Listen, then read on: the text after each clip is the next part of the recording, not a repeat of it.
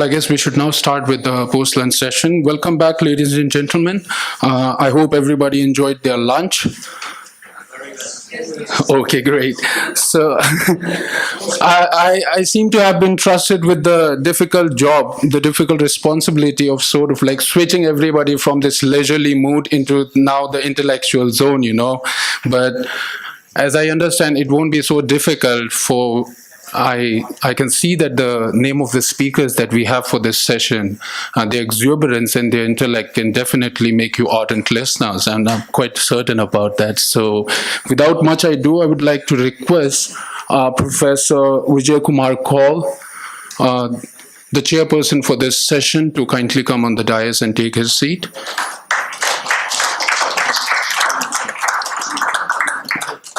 Our speakers for this session, Dr. Kaveri Gill from Shiv Nadar University, Delhi, Professor Balaganpati from University of Delhi, and Professor G. Ravindran from Tata Institute of Social Sciences, Mumbai.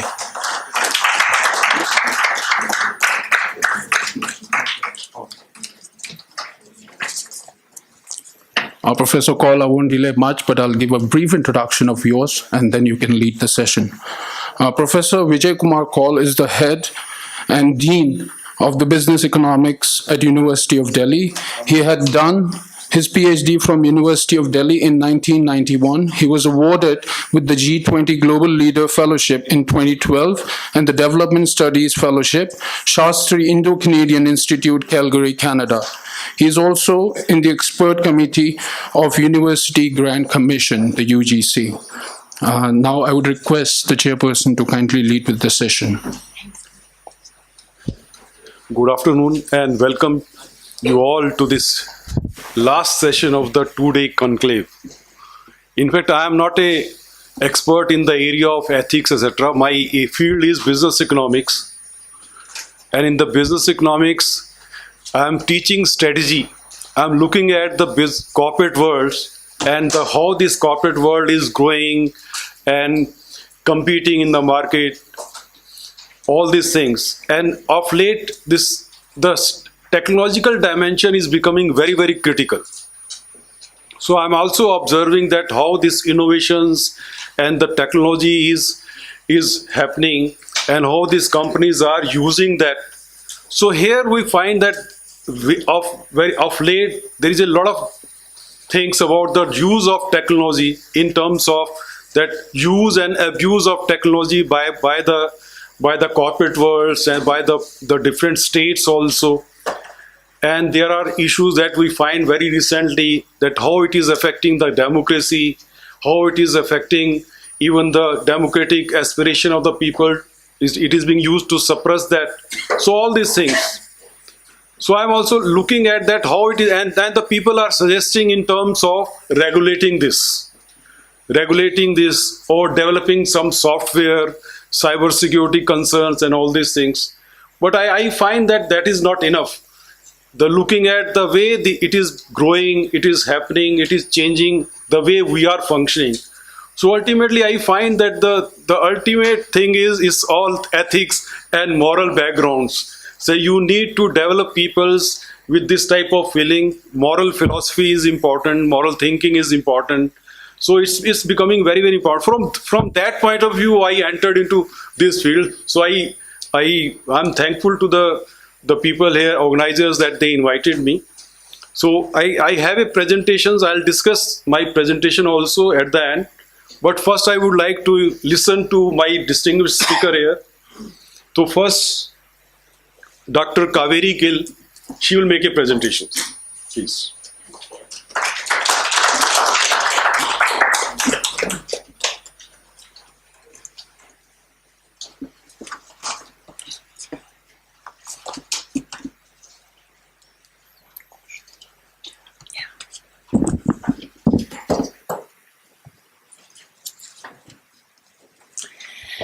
So good afternoon and Tashi Delik. So all the distinguished organizers from Tibet House and Ramanujan College, Kongo Tempala, and many others in the audience, and my co-panelists. As I mentioned yesterday, I'm nervous because I'm speaking in front of Geshe Doji Damdullah, my teacher, on Dharma, although I trained as an economist. And I'm going to talk about that because some of the people spoke yesterday, Tanuja ji, about their own personal journey. And so when I was asked to speak, I requested Geshe-la. So I begin with Arya Nagarjuna's verse, enthused by great compassion, you taught the immaculate dharma, which to dispel wrong views. And in this case, since we are talking in a secular thing, this is really about the nature of ontological reality. You may interpret it in many ways. So it doesn't need to be specific to Buddhism. So to you, the Buddha Gautama, I pay homage. And I will also pay homage to His Holiness, the 14th Dalai Lama.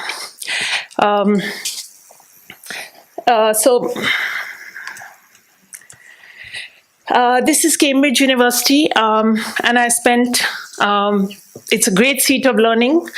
I spent 13 years there from 94 to 2007. I did a doctorate.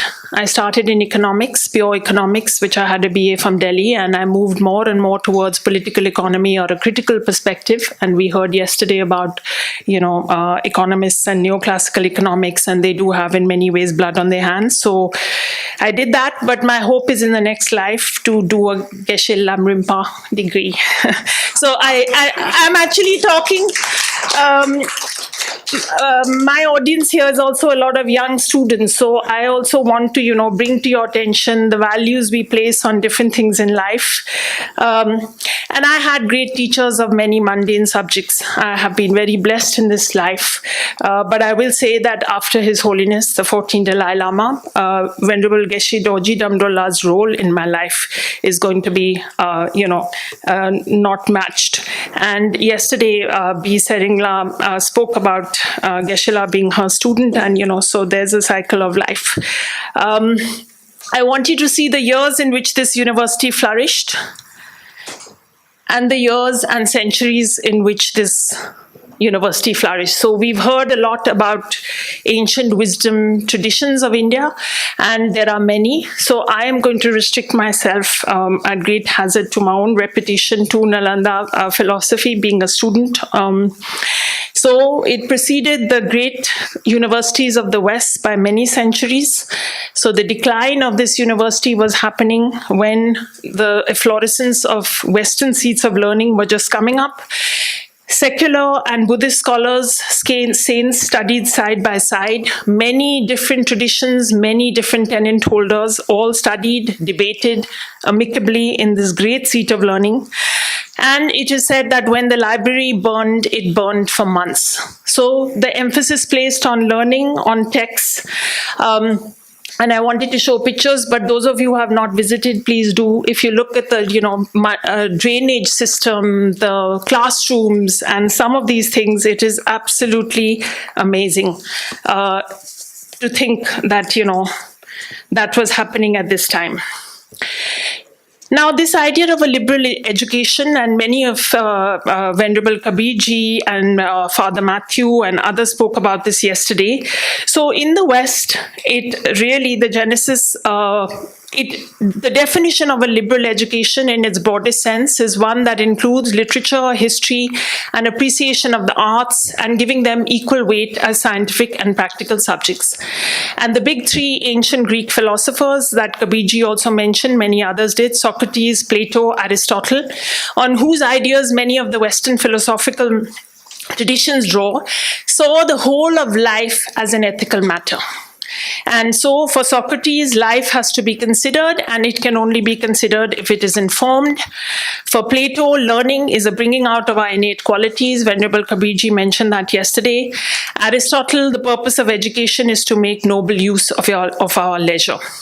And then there's the tradition of the Stoics and Stoicism, which has many parallels with Buddhism, without believing in rebirth. So the idea came up, that the law of causality, they have many philosophical understandings that are very close to, but they don't believe in rebirth. And so for Marcus Aurelius, Roman, great thinker, first, do nothing aimlessly nor without relation to the end. And second, relate your action to no other end except the good of human fellowship. So even others have spoken about this in these 2 days.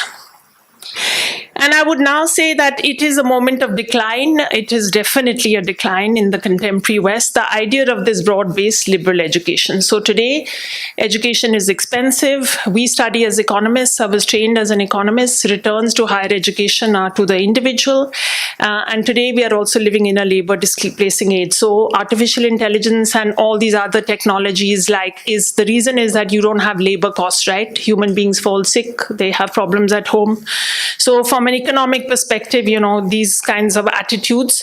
And then also spoken of yesterday in the advanced industrial societies. So you have what's called the Fordist era, which is everything is seen like a production line.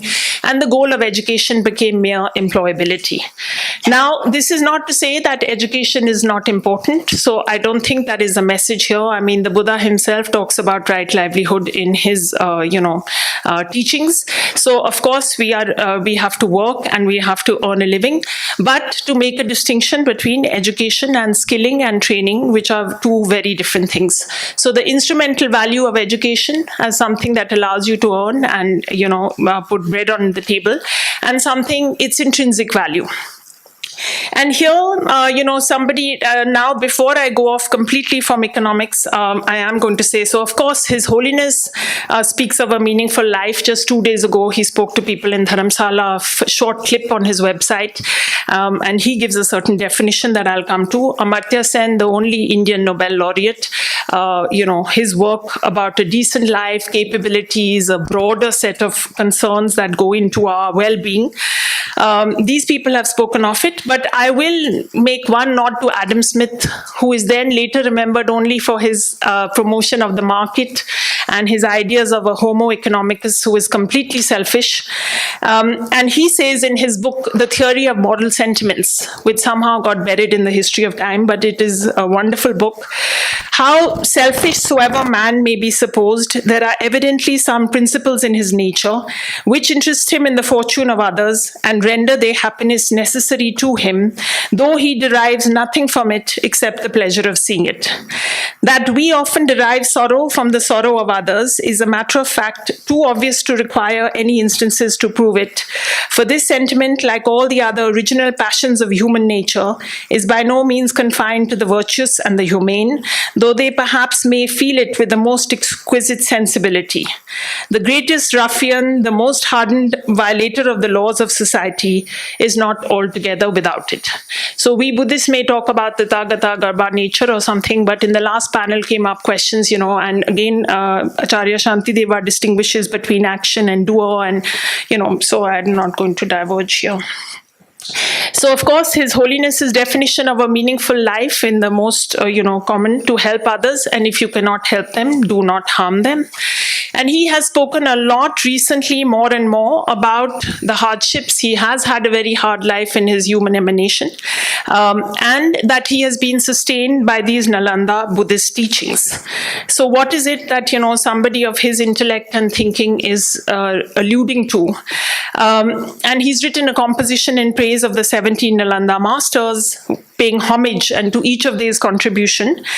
And so I turn next to, three of the world's greatest secular classics, I would call them, because you really don't need to be a believer or indeed a believer of Buddhism to want to read these amazing books. So the first is Acharya Shantideva and Bodhicharya Vatara. This is a book that many will keep by their bedside until their last breath. There are many wonderful stories about his life. He was a Nalanda Saint scholar. And I'm not going to go into this very deeply, but I will say that one of my turning points in my life, because I moved back to India in 2007, and somebody spoke yesterday about the arrogance of, people who are studying, doing well, and you feel external circumstances. And then I got quite ill. I've got autoimmune illness and it's all under control. But the point is, I read this book in that moment and the way it penetrated. So there's a verse, impermanent suffering and emptiness, three purify the mind. Of these, the most that purifies the mind is the wisdom of emptiness. But I will say to the younger people in this audience that, when you get your 40s, 50s, things happen. We are living beings. And so at that time, when you have some philosophy to ground your life on and to turn to, and what is very famous, so His Holiness has been known to say that much of the Tibetan Buddhist literature on the cultivation of altruism and the awakening mind, or bodhicitta, derives from this book. And it talks about 6 perfections. And here I just want to highlight, because we've had a lot of discussions about universal values, ethics. Now, which of these values, we can go into them and their definitions, but it appears to me that they are pretty secular. Many of us would agree to them as, common sense. But and Father Matthew yesterday mentioned chapter 6 is very famous, antidotes to anger, the practice of patience. And this chapter, if you read the beautiful renditions, of sheer logic and beauty in verse, this is one of the greats. And of course, yesterday, Dr. Seringla ma'am mentioned Shen Pen. I didn't know that word, so now that idea is taken to a pinnacle in this text, I would say. Atisha Shijana Dipankara. This image is from Suklakhang, His Holiness's temple in the Dharamsala. There's some Nareshi and Antonella Laji's son is named after this great master. So today we talk, cosmopolitanism, the idea is considered very modern. So this great elder Jowo Atisha, Bengali origins, Vice Chancellor of Vikramshila University in Bhagalpur, Bihar. 12 years in present-day Indonesia, he went on a long journey in order to access teachings on developing the altruistic intention from a teacher he then venerated amongst his 157 teachers. And in his late 50s, he goes to Tibet. Can you imagine that today? A Bengali person going to Tibet in his late 50s. And he completes his life there. Problems of translation, language, food, everything. He's well versed in the 5 branches of learning: medicine, crafts, composition, logic, Buddhist philosophy. He has great experiential training and exemplary ethical conduct. So he was somebody who was known that he would never sleep if he hadn't purified his transgressions. And then I'm going to talk about Jesong Thapa, but he said that a life story like Atisha's delights the intelligent because it inspires them to practice when only fools are enthralled by common tales of wonders and marvels. So here I want to say that even for those who hold no spiritual beliefs, I am presenting on Buddha Dharma, so there's no getting away from that. But there's a lot to be taken away. And dare I say that he lived his life 62 years. It's just amazing, right? And so, Ajiji is sitting here. I asked him stories. So His Holiness, whenever he mentions Bodhicharya Vatara and transmissions, he often mentions Kulu Lama Rinpoche, who when was asked by Gandhi one book that he could read, Ajiji sitting here, he recommended this lamp to the path. So, and one of its greatness is it shows no contradiction in the teachings of the Buddha. Now, what is Jowo Atisha's great contribution is that he puts beings into various capacities, and it's the same being. So it's not that, oh, today I'm small capacity, I'm hopeless, as Geshe-la says. It tells us in class, nobody's hopeless. But the same person can become, much better over a lifetime, many lifetimes. And the small capacity is the one who only thinks of good rebirth. So even the small capacity is not only thinking about this birth, because the fact is that in 50 years or 100 years, we'll all certainly be gone in this room, right? So death is nothing that we need to read philosophy about. So even the small scope person is still thinking of a better rebirth. And I won't go into it here, but, beautiful rendition in Arya Nagarjuna's Precious Garland. The goals 2 and 3, which are medium and great scope, he sets out, it's almost like a table, it's a bit scary. Results, so he calls it definite goodness, which is an interesting, and then he talks about what are the results of various practices in, future lifetimes. But even if you don't believe in future lifetimes, I think there's enough to take away. And Jovo Atisha's Lamrim inspired stages of the path's teachings in all traditions, Nyingma, Shakya, Kagyu, and Gelugpa, the new Kadamba.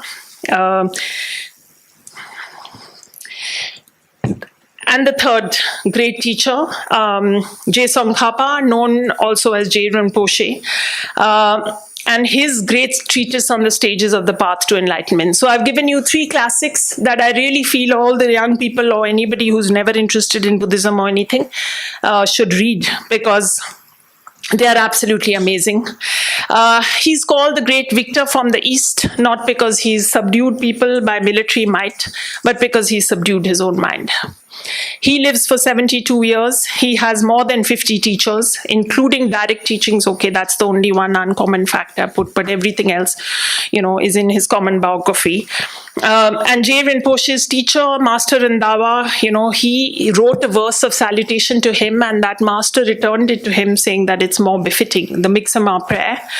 And of his many activities, 4 are specially recognized in his biographies.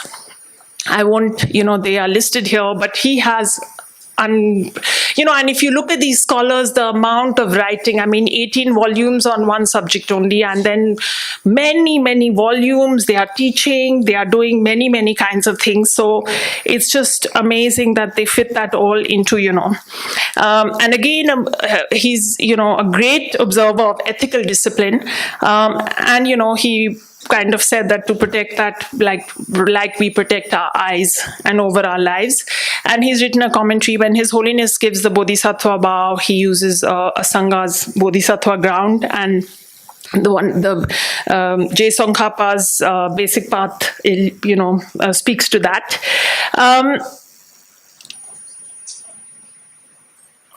So he wrote this Lamrim Chenmo, 46 years age. This worries me because I'm soon there. And he wrote it in, I love the genre of, by the way, biographies of these great masters, because like any great biographies in the world, this is called Namthar. But so he composed it in Retting, a place of beautiful juniper forest located in a 3-day journey by horse to the north of Lhasa. Just above the monastery was a large rock in the shape of a lion, where Lama Tsongkhapa sat with a scroll painting of Jovo Atisha by him. And what was his motivation to write this book? It was to basically, which is 3 volumes, by the way,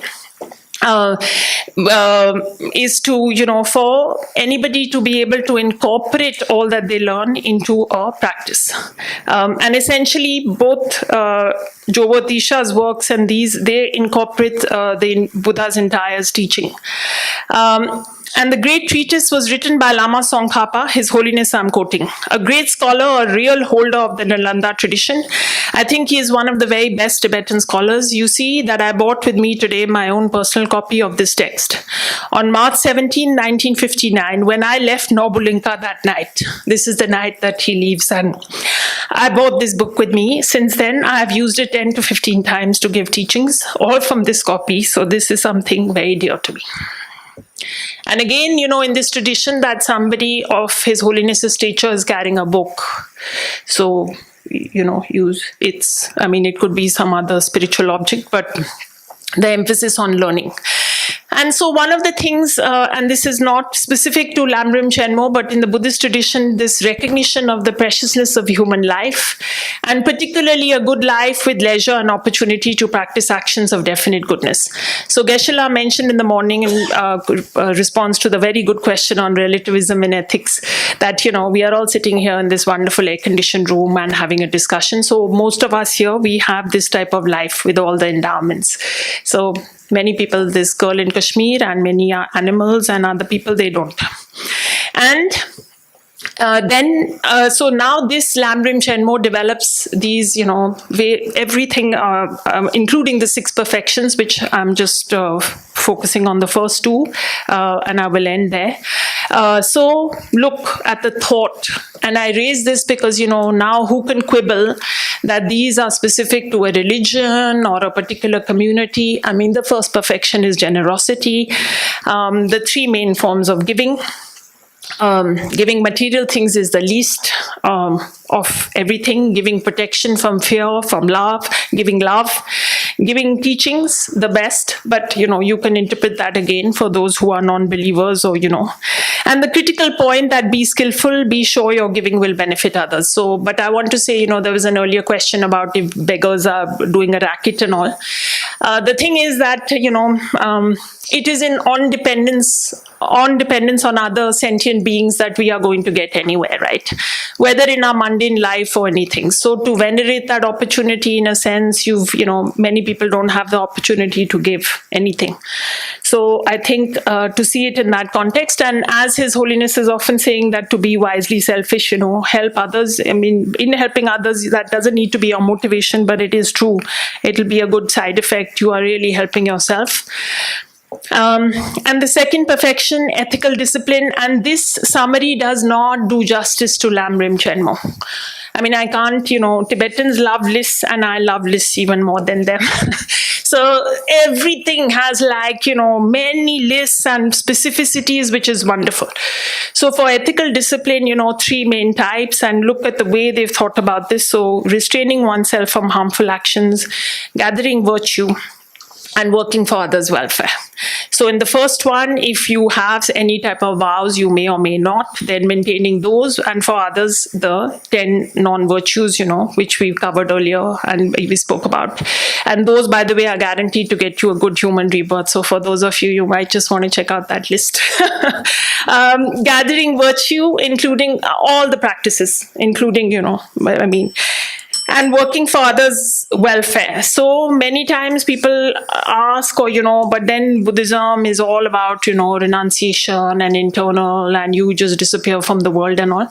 And one thing I'll say that meeting the teachings, meeting great masters, I absolutely think it's the opposite.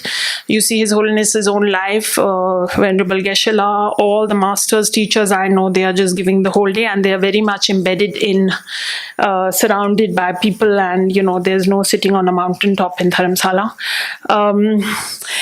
Working for others' welfare, and just look at the detail.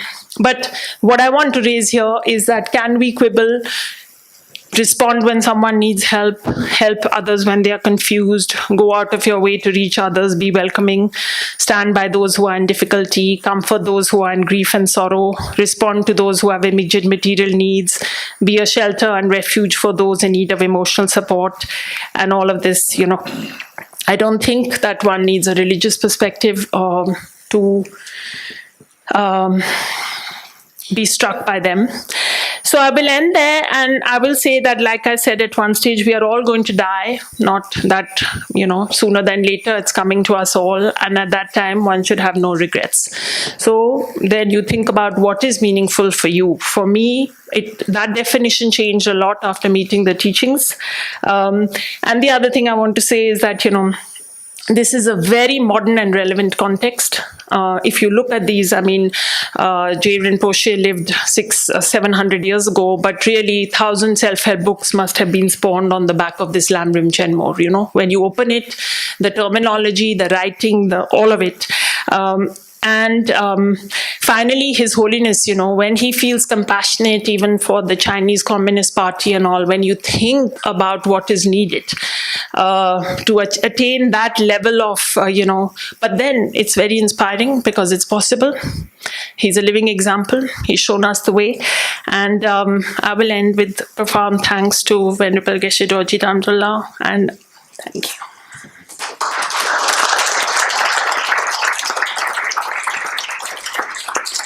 Thank you, Dr. Kaveri. Now we can take up one or two questions also. I find that she has discussed so many things, and especially about the traditional Nalanda's traditions of Dhamma and some classics. In fact, for me, it's everything is new.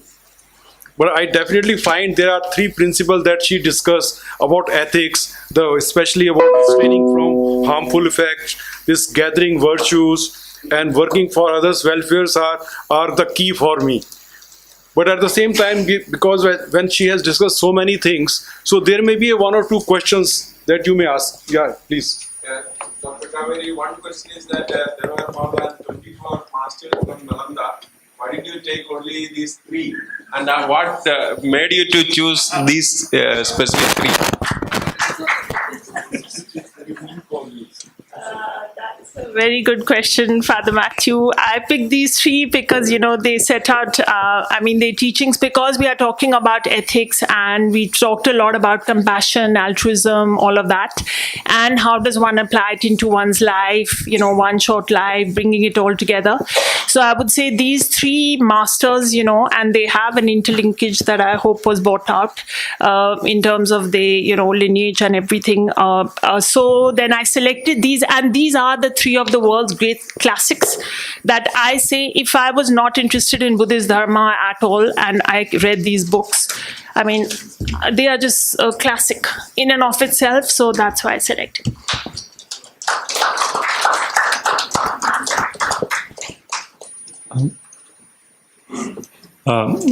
Good afternoon to all the panelists and everyone here.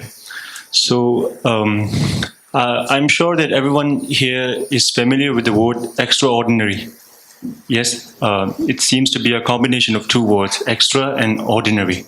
So like we say, extraordinary people, right? I think I can say that every one of us here is are ordinary people. And then there are those extraordinary people, quintessential examples being like the Dalai Lama, Mahatma Gandhi, Nelson Mandela, Kailash Satyarthi, and many more. We all know that these people have hugely influenced the world with their non-violence approach and their idea of love, compassion, and kindness. Now, coming back to us, no doubt that we also possess compassion, love, and kindness, but the only difference is that the people I mentioned above possess extra of these things, right? They possess extra of it. And so my question is, how do we make our own self inspired and motivated to do or have that extra? I think I'll be very brief. I think for a Buddhist, the answer might be that you have the Tathagata Garbha nature. And I think earlier it came up in the morning also. So the basis is there for all sentient or sentient beings, and especially as a human birth coming into all the conditions and all. So now it is a long journey and nothing is achieved in a day worthwhile. But I would say these are inspirations. And then I would say that if you see His Holiness's book with Desmond Tutu, from a very different tradition, but they talk that they would never have known happiness if they didn't know extreme difficulty. So I find that although these are extraordinary beings on various levels, but they are a model that we can follow. And I think Buddha Shakyamuni himself, the possibility that he set out that we could all become like him is one of the big distinctions between I would like to share an opinion if I'm allowed to. We talked a lot about the educational system of India, and we have criticized it, we have made amendments on it. So I very much believe that if our educational system strongly emphasizes on making students realize themselves that education is important, on making students be able to convince themselves that, hey, I need to do something, like I need to work hard, on making students on making students be able to differentiate themselves that what's right, what's wrong, what's important, and what's not important. So if we are able to achieve that, I think there will be no more students giving up their life. There will be no more like coaching center crisis. There will be no more like paper leaks. But what there will be in future is a literate India, a skilled India, a developed India, and most importantly, a better India. Now we have a second panelist on the Ms. Dr. Pankaj Gupta. He'll make a presentation. Sure.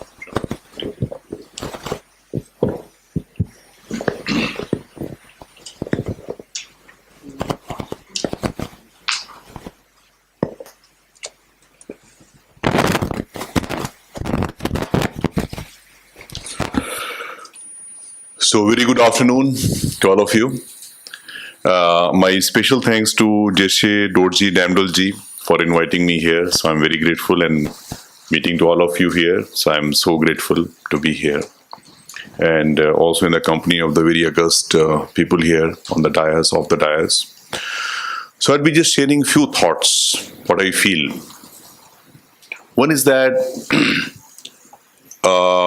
ethics are important as they were important any time in the world, and they will remain important. But what happens many times, the ethics are being confused with morality. So because the norms like you should be doing this, you should not be doing that, and many times we feel that the elder wisdom which has been coming for so many generations, that is the only right thing.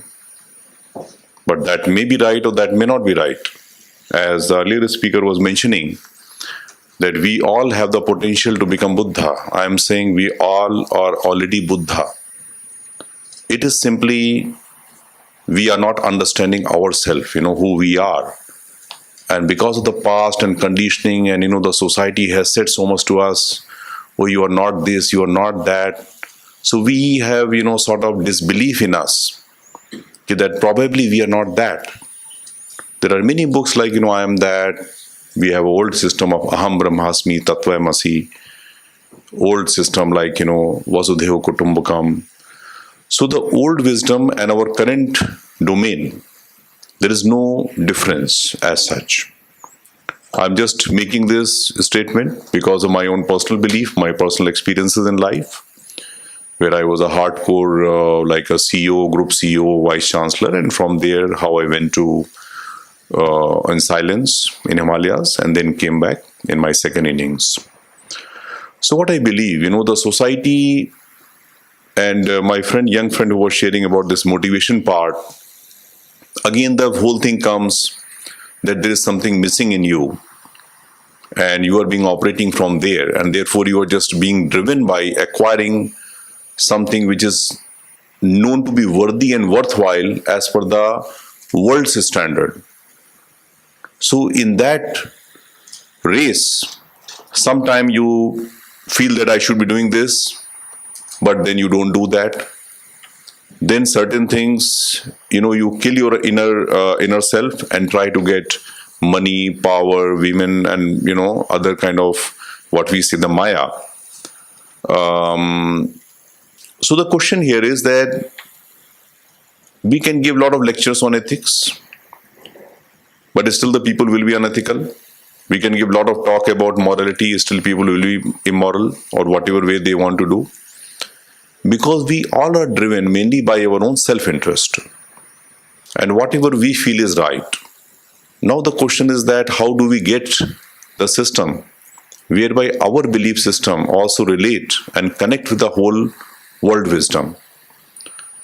So the answer again in the Buddhist text and as per the wisdom given by His Holiness, we have been knowing that the universal values like love, compassion, truth, the joy, freedom, these are the only thing to be worth chasing. We all have experienced that in the dark night when we are moving in our car, sometimes many dogs start chasing us, barking. Then somebody was asking, do you think this dog will be able to catch this car? Then somebody said, yeah, I'm not too much amused by that, whether he will be able to catch the car. But when he will get the car, then what will he do of that car? That is a more profound question. In the same way, running after Maya, money and position and all that, they are driven by the very simple fact that we are missing something right now. We are not whole and complete right now. So the basic feeling is that if you make somebody totally believe that you are already having the seed of divinity within you, and therefore there is no need for unnecessary running here and there, so then you will see that the person will no longer be subject to small temptations, because that person knows that whatever is needed is given. We do sometimes those money seminars and all, so there we see that, okay, firstly you should learn how to lose money. Just donate money, just give it without thinking. And then people start telling, oh yes, I never realized I'm giving money because I feel I'm fearless in giving money. Now from somewhere else I'm getting it. Because many times we are driven by our own vision. So therefore we are not able to see the bigger vision which is already present. The people who are here, the people whom we are already getting an opportunity to meet and connect, we sometimes are not able to see the obvious. And how is our vision? The vision is sometimes known as the Koop Manduka vision. That a frog in the well. What kind of vision that frog will have? Oh, let me become king of this well. All the female frog are my queens. All the future children frog will be my sons and daughters. What more a frog can dream of? At that stage, if there is another frog coming from sea, coming and visiting this frog, they'll say, he asks him, like the way the king tells, how big is your kingdom? Say, oh, how big is your well? He says, my well is this. Then that frog jumps 2 times, 3 times. Oh, this big? No, it is too big. And therefore that frog in the well is not able to comprehend that whether that can be a well that vast. In the same way, we, because of our ego stage, we are subject to Dvait philosophy.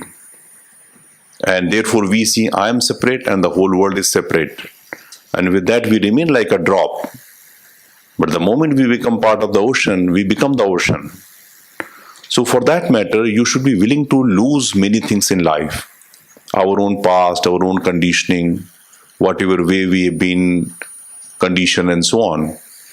And then there is some seed of silence will come. Therefore you start getting some inner guidance that what is right and what is not right. Because, I've been a business school professor. I was professor in IIM and many places in the world. We've been teaching through the case study method. And the basic belief was that, if you teach, like in Harvard, there was a system, like if you teach 250 cases, so somewhere in their life, and they had a system that, if somebody was done 250 cases, and they believe that people will become the CEO in about 15 years time. So whatever the situations you go through these cases, and maybe that those situations will come back to you and you are better prepared. But can you say that the life can be like a case study? Only these 250 cases and no more. A doctor can be very prepared. But is it not possible that he has done 150 operations, and when he goes to operation for 151 times, there is something coming at that stage which no book has told him or her. It's totally new kind of situation, and how you respond at that moment. So your inner wisdom, your inner conscious will guide you at that moment. And that is what I say the real true ethical nature. And it is also not about, that what I have read in the book and what I have understood and how many people I can quote. what is my personal level of awareness and what kind of life I am living right now, moment to moment, which is away from the traces of the past and without any anxiety about the future. So at that moment, probably you are able to take the right decisions and right ethical behavior, which may not sound like, from the test of morality and so-called thing, but that will be good for that person as well as for the whole system as such. So these were my thoughts which I thought to share. And for this basic thing, the basic tool is self-awareness. That who am I? So that level of awareness that who I am I this body, am I this name Pankaj Gupta, I'm this male and like that? Or I am already a seed or possibility of the bigger divine? Bharat was our name in India. Bharat means, Bha means Prakash and Rat means towards that. That means you are going towards a light. That was the Bharat. And the person who was given the biggest responsibility, that person was Guru. Guru means, as you know, Gu means darkness and Ru means to remove the thing, hatana. So when you remove the darkness, when you have been assigned for that kind of a role, then only you can be known as Guru. So it is very imperative that a Guru who has been given the task to remove the darkness, firstly that Guru has to first remove the darkness within.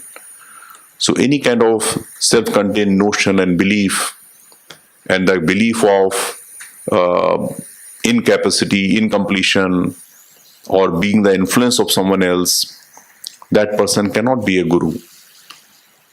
Because somebody quoted about the ancient Indian system. So there the Gurus were the one who were the foundation stone of those Gurukuls.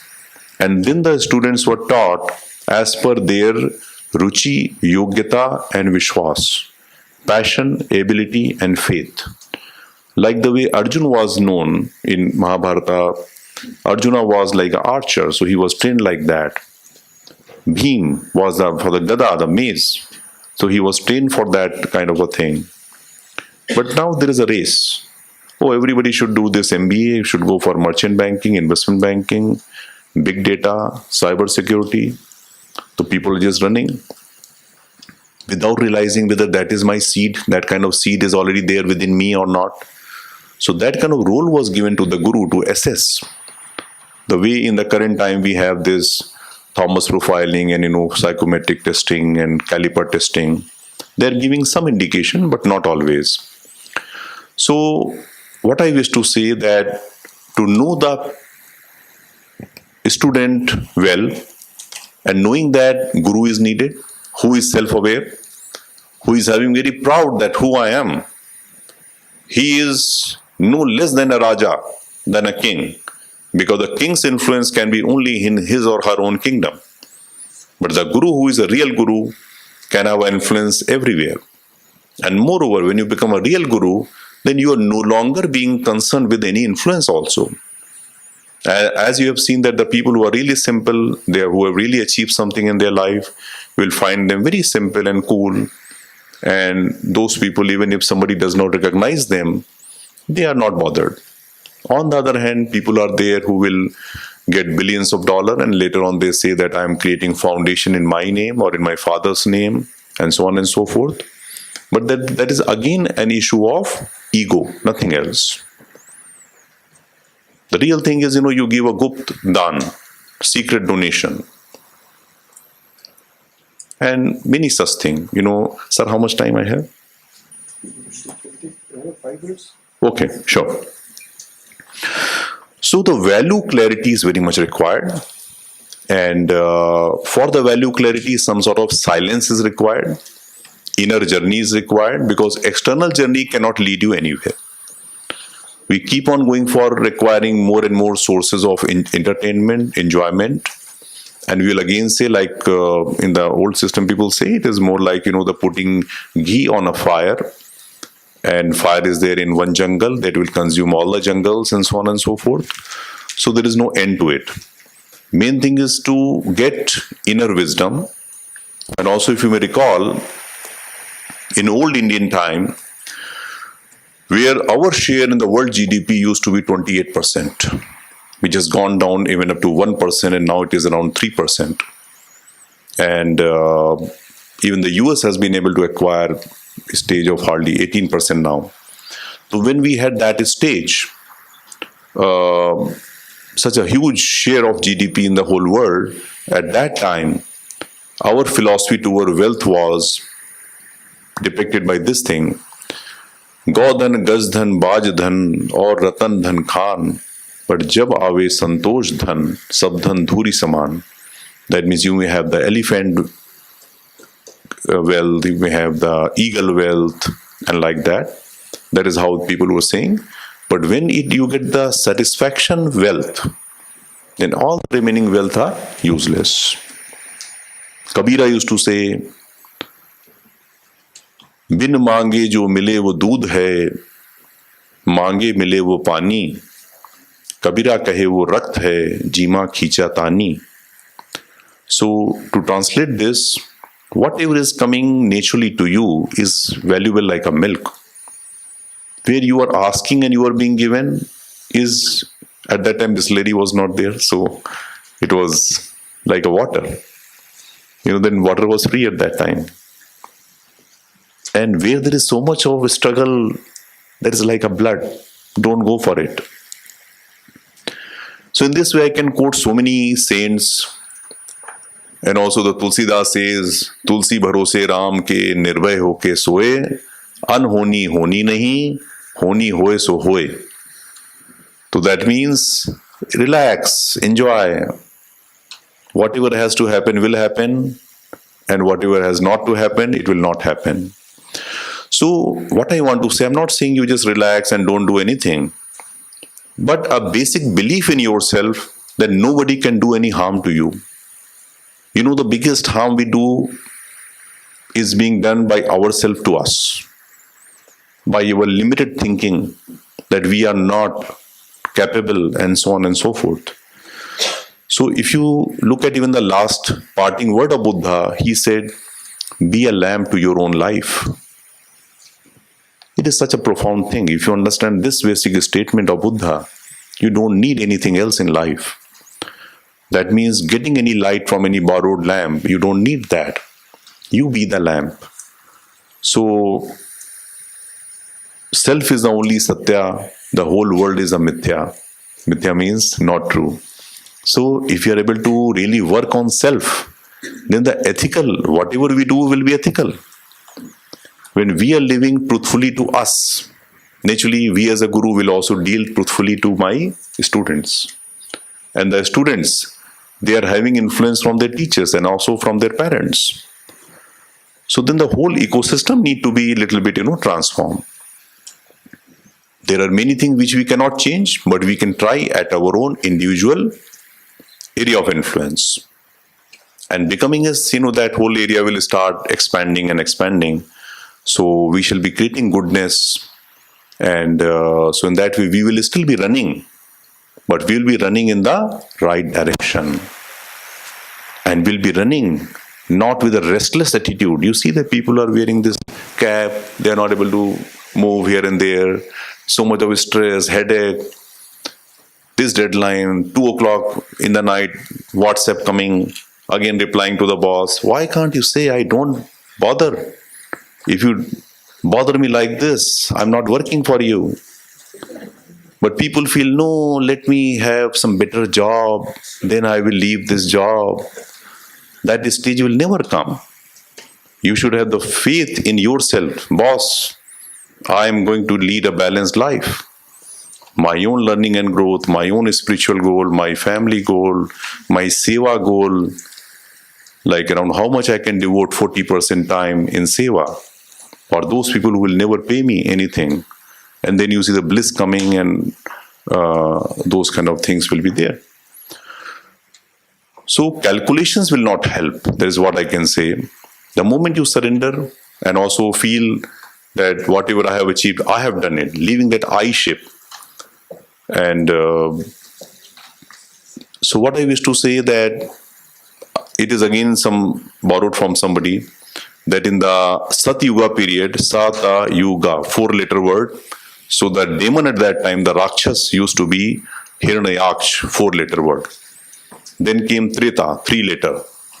So the demon was, in Treta word, Ravana, 3 word. Then there was a Dwapar Yuga, 2-letter. Who was the demon? Kans. And currently the Kali Yuga, who is the demon? I. मैं हूं. So even if you look at the management, if you look at the management whole thing, if you remove the T, what do we get? Manage men. You manage your men, right? And then you remove N also. Then what do you get? Manage me. So it is all about me and the self. But for that, you need to be clear that I am following the right goal, and that right goal is coming from my Swabhav. And then I know what is my Swadharma. And from Swadharma, then I do the sadhana, then I do seva, also take care of my sehat, and then Siddhi will come. So that is a model which I have created, and whenever I get any opportunity to deal that with the students and other people, I just guide them. That don't bother what world will think and what will happen, but just be in the bliss and everything will happen. So thank you very much. Thank you.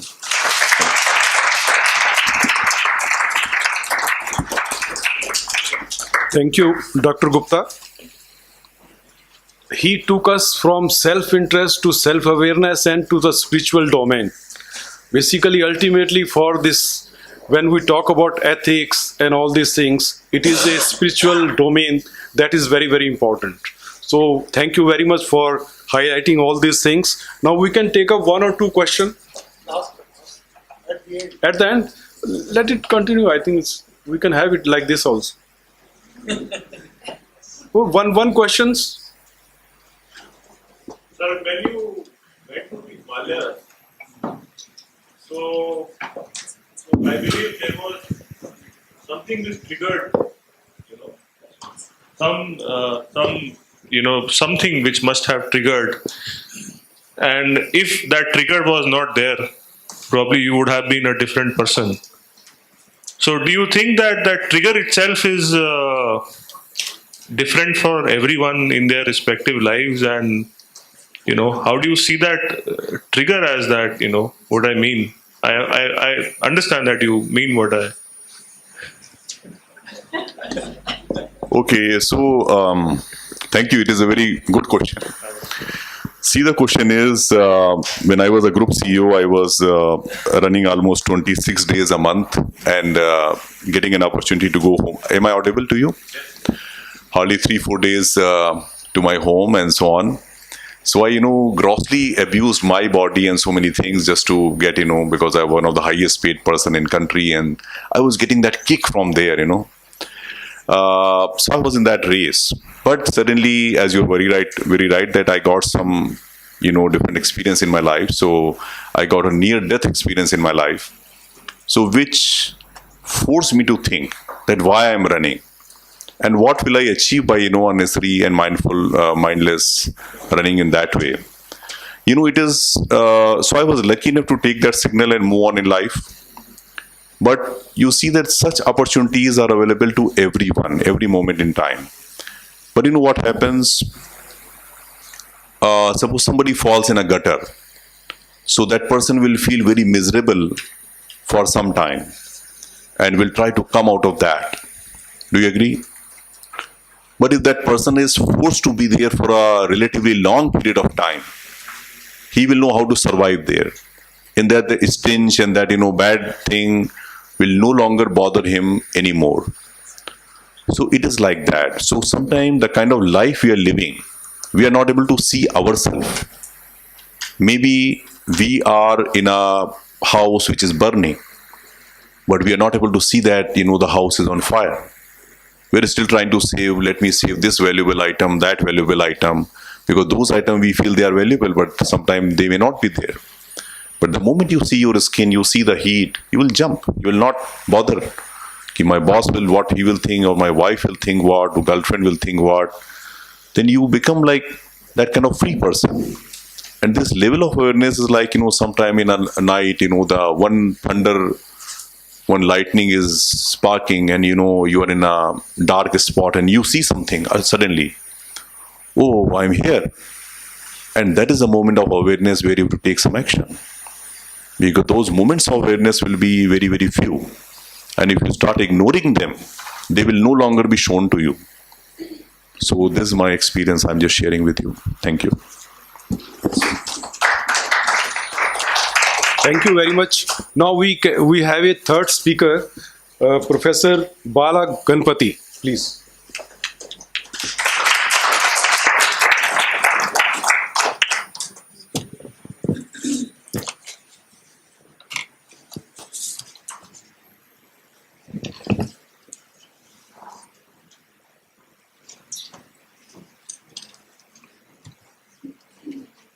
Respected Chair, good afternoon to all of you. Respected Chair and co-panelists, distinguished invitees, dear students. At the outset, I should thank Ramanujan College, especially Mishra ji, for having extended this wonderful invitation to me. And I also thank Tibet House, respected Geshala, for organizing this wonderful event. I am from philosophy background. I am teaching philosophy in Delhi University. I have been listening to the deliberations since last morning from the inauguration. And I must say that, of course, this morning I missed, unfortunately, the morning session, deliberations. I feel sorry for missing this. But I must say, I have been enjoying thoroughly the participation of the students, and as well as the wonderful insights that I am trying to draw from the various deliberations that have been happening. Having said that, I don't know, even I have to wake myself up, because this is a wrong time, and even I am feeling sleepy. So let's say, okay. But with that, where should I start? If we are talking about universal ethics, I don't know. Where should I start? Where should we start? Should we start with I or they? If I have to talk about, or if any of us have to talk about universal ethics, where should it begin? Should it begin with I? Because he was pointing out, Pankaj was pointing out, finally I is the culprit. So should I start with I? Or should I start with the other? We. Because Professor Mishra ji was yesterday pointing out rightly that we should go from they to we. No? So this is my general concern. With this, I have a few general remarks to make, and then I will get into my paper. And my paper is divided into two parts. In the first part, I would in general be talking about limitations of universalizing, universal in universal ethics. And I would also try to point out that in fact it is possible. Okay, in the first part I would try to point out the limitations, and in the second part I would try to point out the possibility of it, and then take it forward to emotional intelligence that we were talking yesterday. Even I have some reservations regarding the concept emotional intelligence. I would put forth that, and with that I would go to the Indian tradition and try to look for how do we handle emotions. Okay, this is simply the pattern of my presentation. Coming to the general concerns and comments that I have, all of us agree to one thing, that all of us want good life, right? None of us would deny that. We want good life. And we would also agree to the point that we all want happy life. And nobody would definitely think that he wants an unhappy life. And in the same way, all of us would also agree if I say that we want satisfying life as well. Okay? Good life, happy life, and satisfying life. What are they? We all have concepts of what is good life, what is happy life, and what is satisfying life, and none of us are clear whether they are compatible and how they are compatible. That's where the basic problem comes into the picture. We want good life, we want happy life, we want satisfying life, but we don't know whether good life would entail happy life and satisfying life, whether satisfying life will entail good life and happy life. So that's where the major concern, major problem of conceptualizing universal ethics crops up. And this is where all of us, whether teachers, elders, whatever we may call ourselves, all of us fail. And since we fail in comprehending it, obviously we fail in training our next generations, teaching our next generations. So this is my major concern, where we are still confused, and we have to come out of this confusion by looking into ourselves or looking into our own tradition, whatever. And the other point that I have is, what is it that we refer to when we call knowledge? Do we mean to say that knowledge is an outcome of reason alone? No, none of us would agree to that, right? So it is not that knowledge is an outcome of reason alone, completely by reason alone, right? So we think that non-rational components also contribute to the knowledge. But somehow the present society is passionately interested only in the knowledge that is promoted by reason and rationality. And this is where we really have to be careful. And if non-rational components also contribute to the knowledge, then what is education? And how do we teach them? No? Because our curriculum, our teaching methodology, everything is related to the rational component alone. So we are utterly missing. We know that knowledge includes so many other things as well, but we want to approach knowledge only from a small corner, and we want to limit ourselves to that. That is another problem that I have with the concept of knowledge that we have. And the major problem that I come across is, can we teach ethics? Can we teach ethics in the schools and colleges? We all know how difficult it is. No? Because the major domain which taught ethics in the Indian society especially is the family. Right? When the family is getting disintegrated, how can you blame teachers for not teaching ethics to the next generations? And by teaching, so problem with teaching ethics and problem with teaching universal ethics as well. If teaching ethics is difficult, how can you teach universal ethics to students? And by teaching, are we making the learners universal ethicists, whatever, okay? When we are teaching universal ethics to the students, are we expecting them to become experts in universal ethics, which means experts of universal ethicists, or whatever that term, yesterday Mishra ji was also using this, no?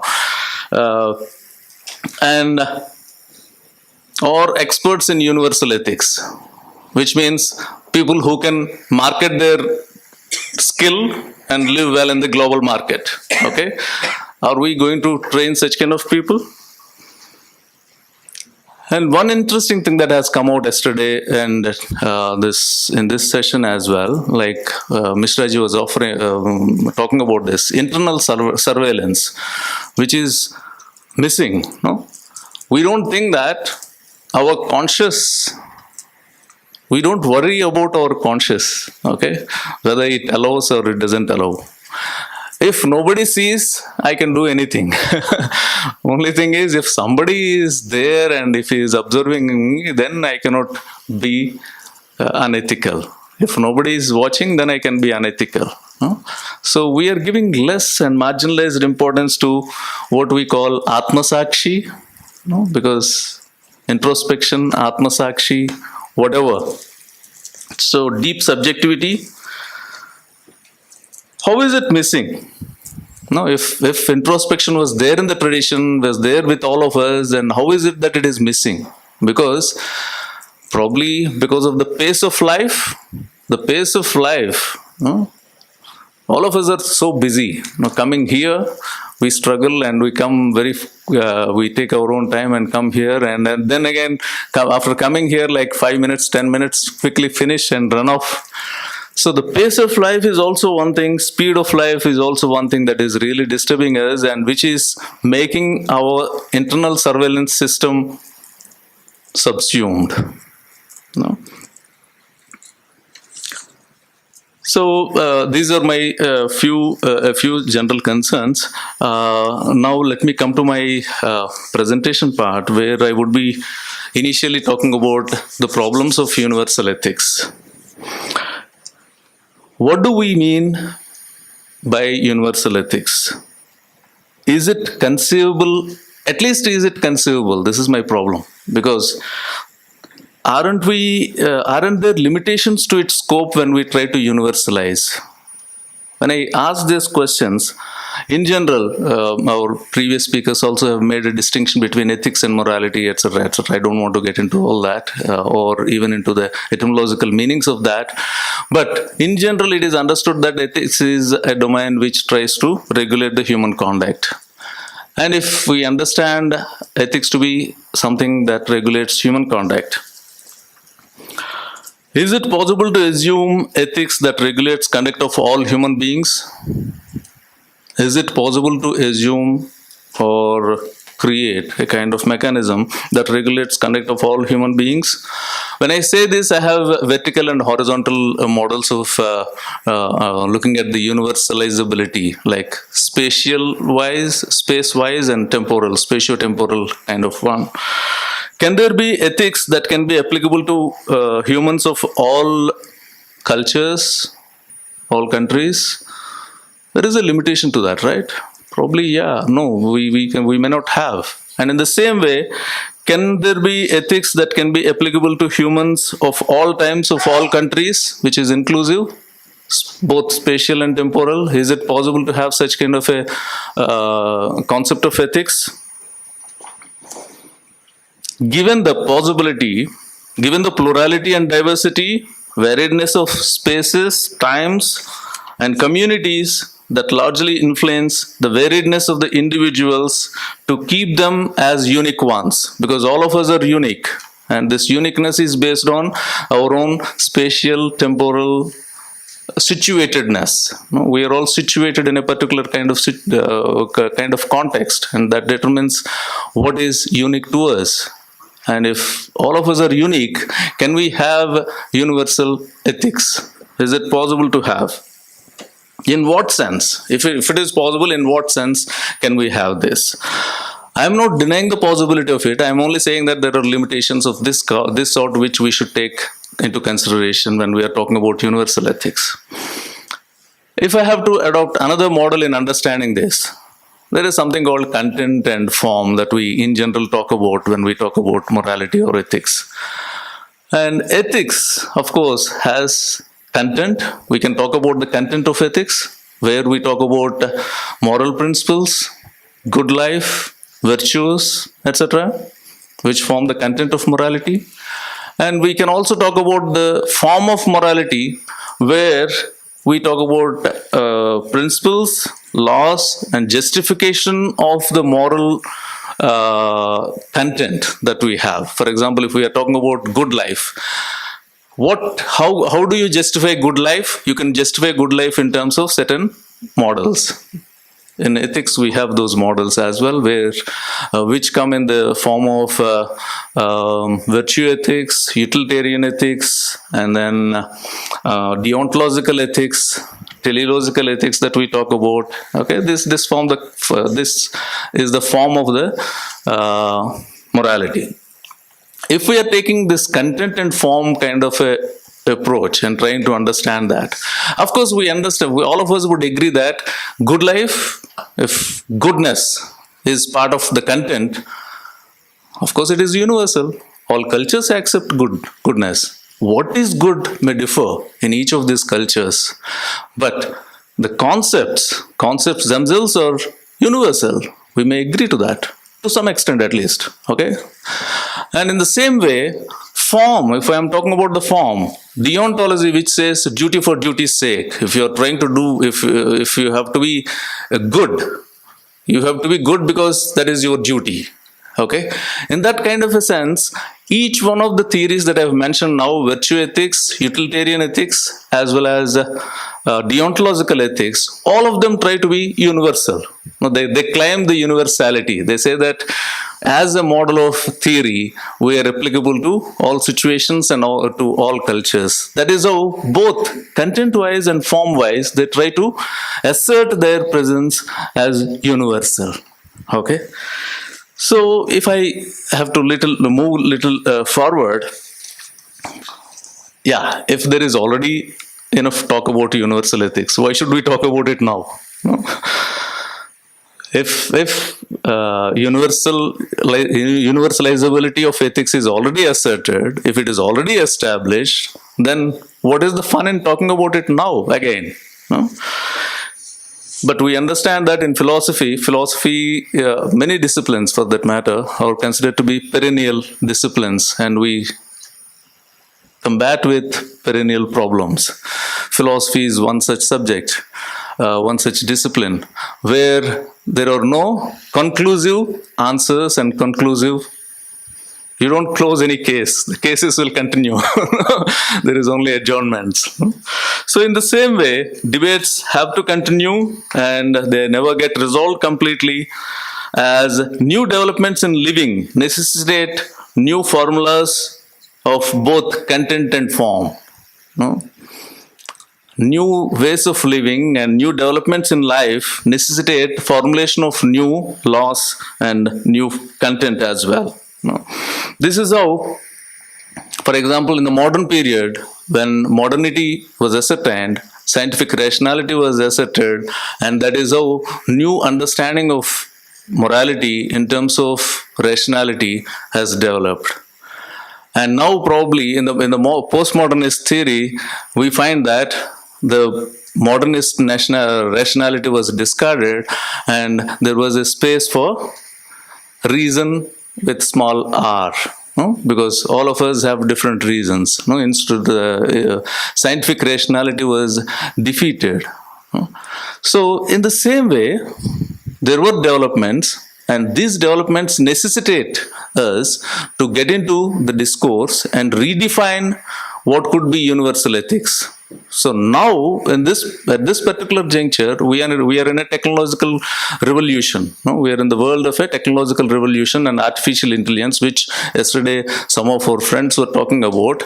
And in this kind of a situation, what kind of universal ethics that we can talk of? No? Because technological revolution, when we are talking about technology, basically, we understand that there are two kinds of technologies that are developing, no? Broadly. One variety is called sustainable technology and another variety is called disruptive technology. In fact, even sustainable technology is also disastrous. Okay, it is not that sustainable technology is really going to sustain all of us. No? It also has its own limitations, and disruptive technology is the one which disrupts the existing structures which were developed by the human beings already and which are in vogue. So, disruptive technology and sustainable technology. So, in this kind of a situation, is there any need to revisit and reconceptualize universal ethics? Okay, that is the concern which brings us to the present discussion. Like revisiting universal ethics, though it has been in discussion since long.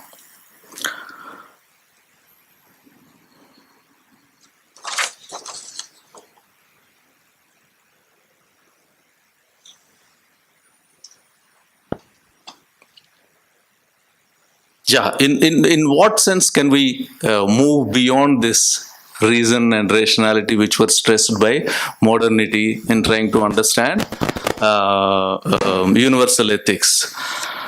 The sense is basically getting into oneself, which was already stressed. So this is what is happening when people are stressing subjectivity more now. Okay, it is not that you have to go to the objectivity, but finally you have to look into your own self and try to understand, and only then you can extend yourself to the others. No? Because whatever you see through your senses only shows you differences. Whatever you try to see through your senses, when you're looking at the world, it would only show you the differences. It can never show you the similarity. If you go into your own self, then you will be able to identify the sameness. Okay? Similarities and sameness is possible by getting into oneself.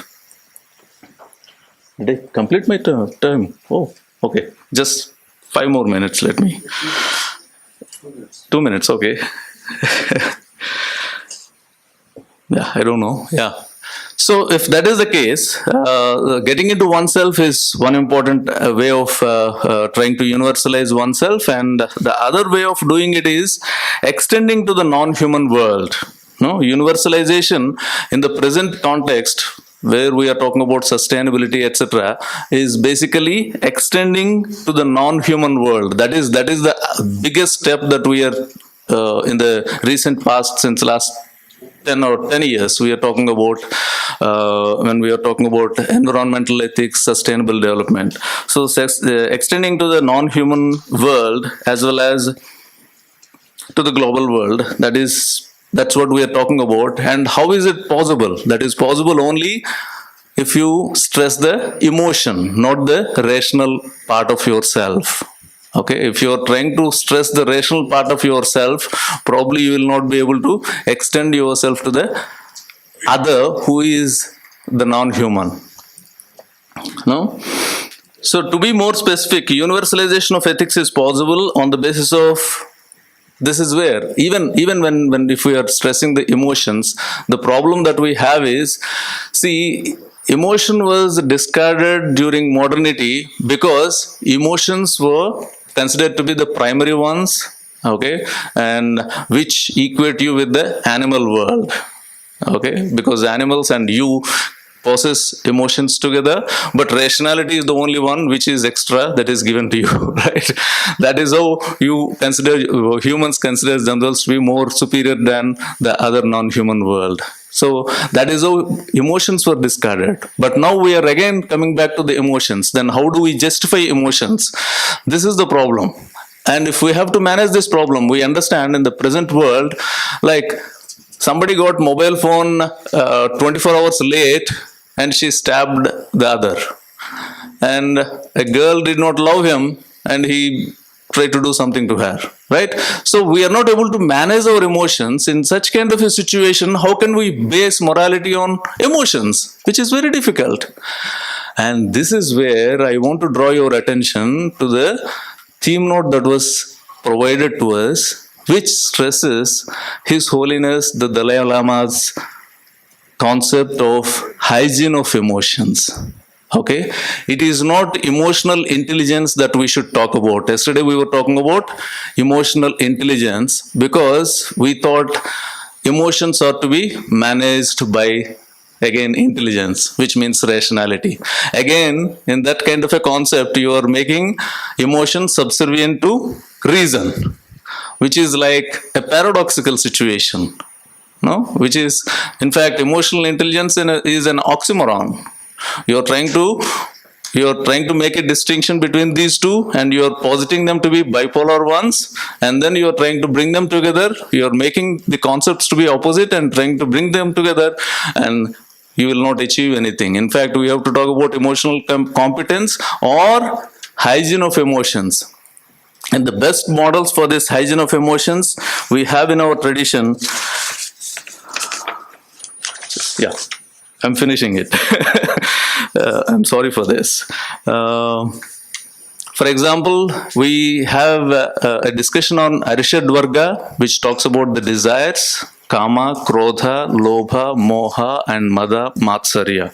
Okay, so these are the negative emotions that we have, and Indian tradition completely stresses one has to go beyond these negative emotions. Okay, one should never let these negative emotions influence one's judgment. That's what is stressed in our tradition.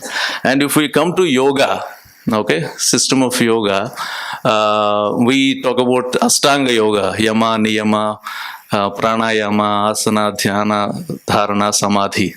But actually what interests me is only first two steps, yama and niyama. And in yama, what we stress is satya, ahimsa, aparigraha, asteya and brahmacharya, which talk about controlling of oneself. And the second one, niyama, basically talks about saucha, cleanliness, internal as well as external, santosha, contentment, tapas, which means discipline here, and swadhyaya, study of the self, working on oneself. And Ishvara Pranidhana. So this is the model how you reach. If you are talking about universal ethics, there is a model that we have which would help you to reach the refined emotions. And if we are going, I want to end with the Buddhist Metta Sutta, where Brahma Viharas are stressed. Maitri, Karuna, Mudita and Upeksha. We have. How do we reach the refined emotional states? We already have in our tradition, and if we can get into that, that would be helpful to us. I'm just ending it. All development, this is my concluding mark. All development is an attempt to conquer space and time. Okay? Whatever development that you are talking about, all development is a kind of an attempt on the part of the human beings to conquer space and time. In doing so, what we try to do is we try to reduce the possibility of failure. Okay? In trying to conquer space and time, what we try to do is we try to reduce the possibility of failure. That's what is happening till now. But in fact, for me, failure is very important. Failure should be there, and failure has to be there in our consciousness. We should be aware of the failure, because failure tells you that there is a lot beyond your competence. Okay? Impossibility of knowing everything is stressed in failure, and possibility of mutations is stressed in failure. Okay? So, in fact, awareness of the possibility of the failure will reduce stress as well as suicides and deaths that we come across in the world, right? That is how I think we should go forward. And world requires more philosophy than what philosophers are offering to the world now. Thank you so much.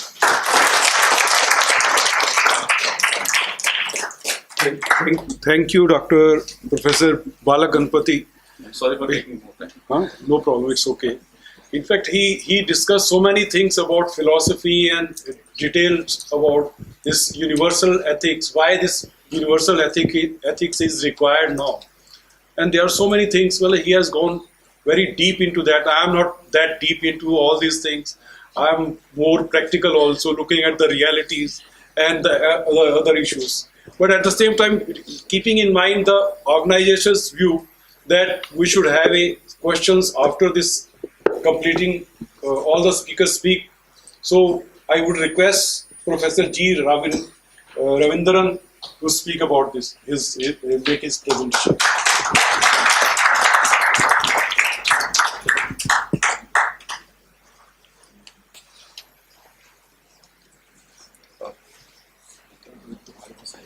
You can go to the third slide. Next one. Yeah, leave it. You want the full screen? Yeah. Thank you. Hey, can I have the lights on, please? I'll go to sleep otherwise.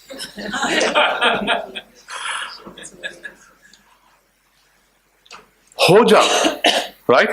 You said that. Where is there a mic? Hand mic? There's a hand mic somewhere. I had not heard that story before today. So, Nivedita. Yes. I heard Nivedita say something, and well, it woke me up. I'm hoping we'll wake you up again. Nivedita, I'm going to request you to tell us that story again the way you said it. Almost the way I said it. Almost the way you said it, yes.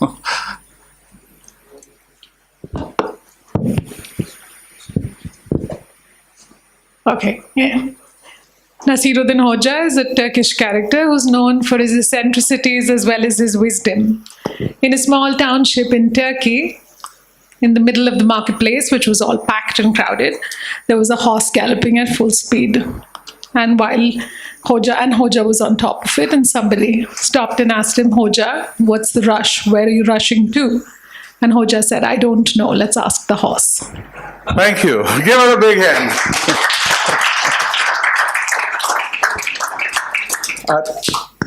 All through the day today, I felt like Hoxha. Okay, in the company of an audience like this, I don't know whether I'll be able to spell universal ethics properly, and his bringing me here was with one sentence, which said, modern education system, past, present. And Tenzing changed it around and said future. So I'm not going to take all of 20 minutes. Like I said, no expertise in universal ethics, no expertise in these areas. But this Hoxha, in the last year or so, had many occasions to run into His Holiness. Yes. And every time that happened, it was like an electric shock. My body, everything. First time I thought it was a brain freeze, like just completely. Second time it was electric current when he sort of held his hand. And what he said, there were 2 or 3 insights. I just want to run through some of them. The first thing I discovered from him was the fact that there is enough of this knowledge, Professor Ravi, in libraries, in people's minds, in books. What happens to the average, normal, ordinary man on the street? Does he have access to it? Can this be made accessible to him, her? Can this be simplified? This is my understanding. He didn't tell me this, right? The second one was, it's good that there are 50, 60 of us here. We spend 2 days talking on universal ethics. We take a lot of it back to our institutions. Do something about it. Very good. But there are 4 billion people on Earth? 7 billion, God. So I'm outdated. 7 billion people. How many of those 7 billion are we going to impact, and how quickly can you do it? So if you were to simplify this knowledge that we have, can you also massify it? That was the second one. And the third one, no-brainer. All of us get WhatsApp messages, right? We read things and we say, wow, what a person. Kya story hai. Nice deed done. Admirable. He took a goalie for the country. And then what happens? We forward it to somebody, maybe, delete it, and go back to our normal lives. This possibly was the most powerful thing that hit me. Literally, the voice, the unsaid voice was, old man, wake up, do something. Don't just say you're retired. Do something that will make a damn difference here. So when I look at society today, I'm not one of those pessimists. I have a very optimistic, positive view of what is happening, and I do believe that our future people represent the goodness generation. Is there anyone here? Is there anyone here who is not a high integrity person? No, right? What do we say about everybody else? Cops, are they all high integrity? No. Politicians? No? So we are the only ones who preserve this and have this right to say we are high integrity.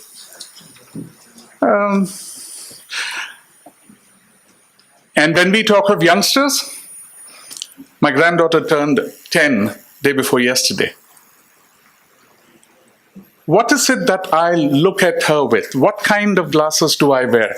Is she somebody who's going to, not what she is going to inherit, but what does she represent in terms of mankind and the people face on earth? To me, it is the goodness generation. Now, this is the transgression of technology. Okay, the N is supposed to be up there. Modern, what does modern represent? It represents technology. When we say technology, we talk networks. I will address your point. Meenakshi asked something about networks not being accessible in different parts of the country. Wi-Fi is there. Mobiles and smartphones are there. Is there anybody in this room who does not have a mobile? I know Geshila has one. You don't? Very, you also? This is a different room. Fact is, how many have more than one mobile? One. How many have more than one technology tool with you? A laptop, a desktop, a tablet, a Kindle. Now go on. Yes, more than one? So that compensates for the two people who don't have.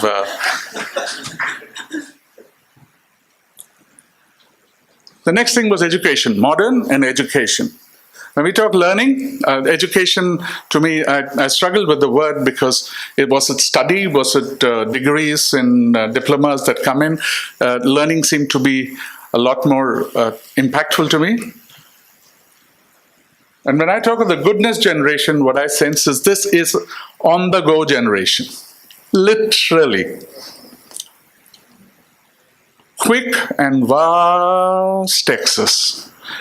Sitting here in this room, you can actually know everything about me, about anybody else who walks in. Coming is a time when you'll actually take a photograph of somebody and Google Auntie will turn around and give you that person's name, where she's from, he is from. That technology is also around the corner. Interestingly, what it's done is, and these are my words, there's no rocket science here.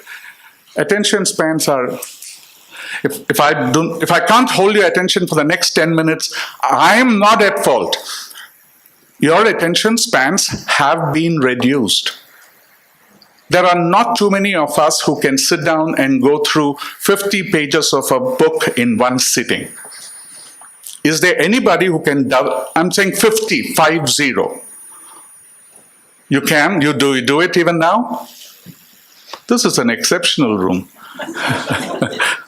But in the days when the smartphone wasn't there, every day I would pick up a James Hadley Chase or an Earl Stanley. You haven't even heard those names, right? And cover to cover, 50 pages, 100 pages, as a class 11 student, I would read them. My attention span has gone. And today what? I don't even need a book. I've got that great phone. Pick it up, read anything, everywhere. Oops.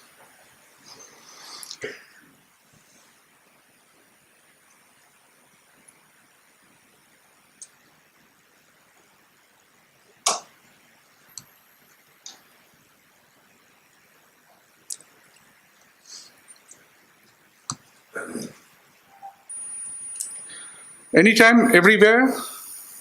I think it's all the time, everywhere. I know a lot of people carry our smartphones into the restrooms when we go there.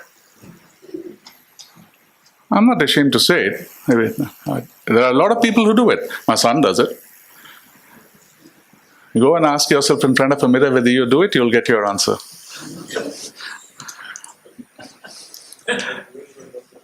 I'm sorry? You'll acknowledge it here? Great. Rarity. Again, I'm saying rare. So where does all this converge, right? Hoja. I think there is a solution here, and I want to simplify this. I'm not talking universal ethics. I'm going to use the word compassion because thanks to Tanuja, who actually got Geshe-la, took me in front of Geshe-la, and we started talking about something, and the word worked around compassion. So what we said was, is there a way we can, what is the best way to tap the screen? Because either my hands are shivering.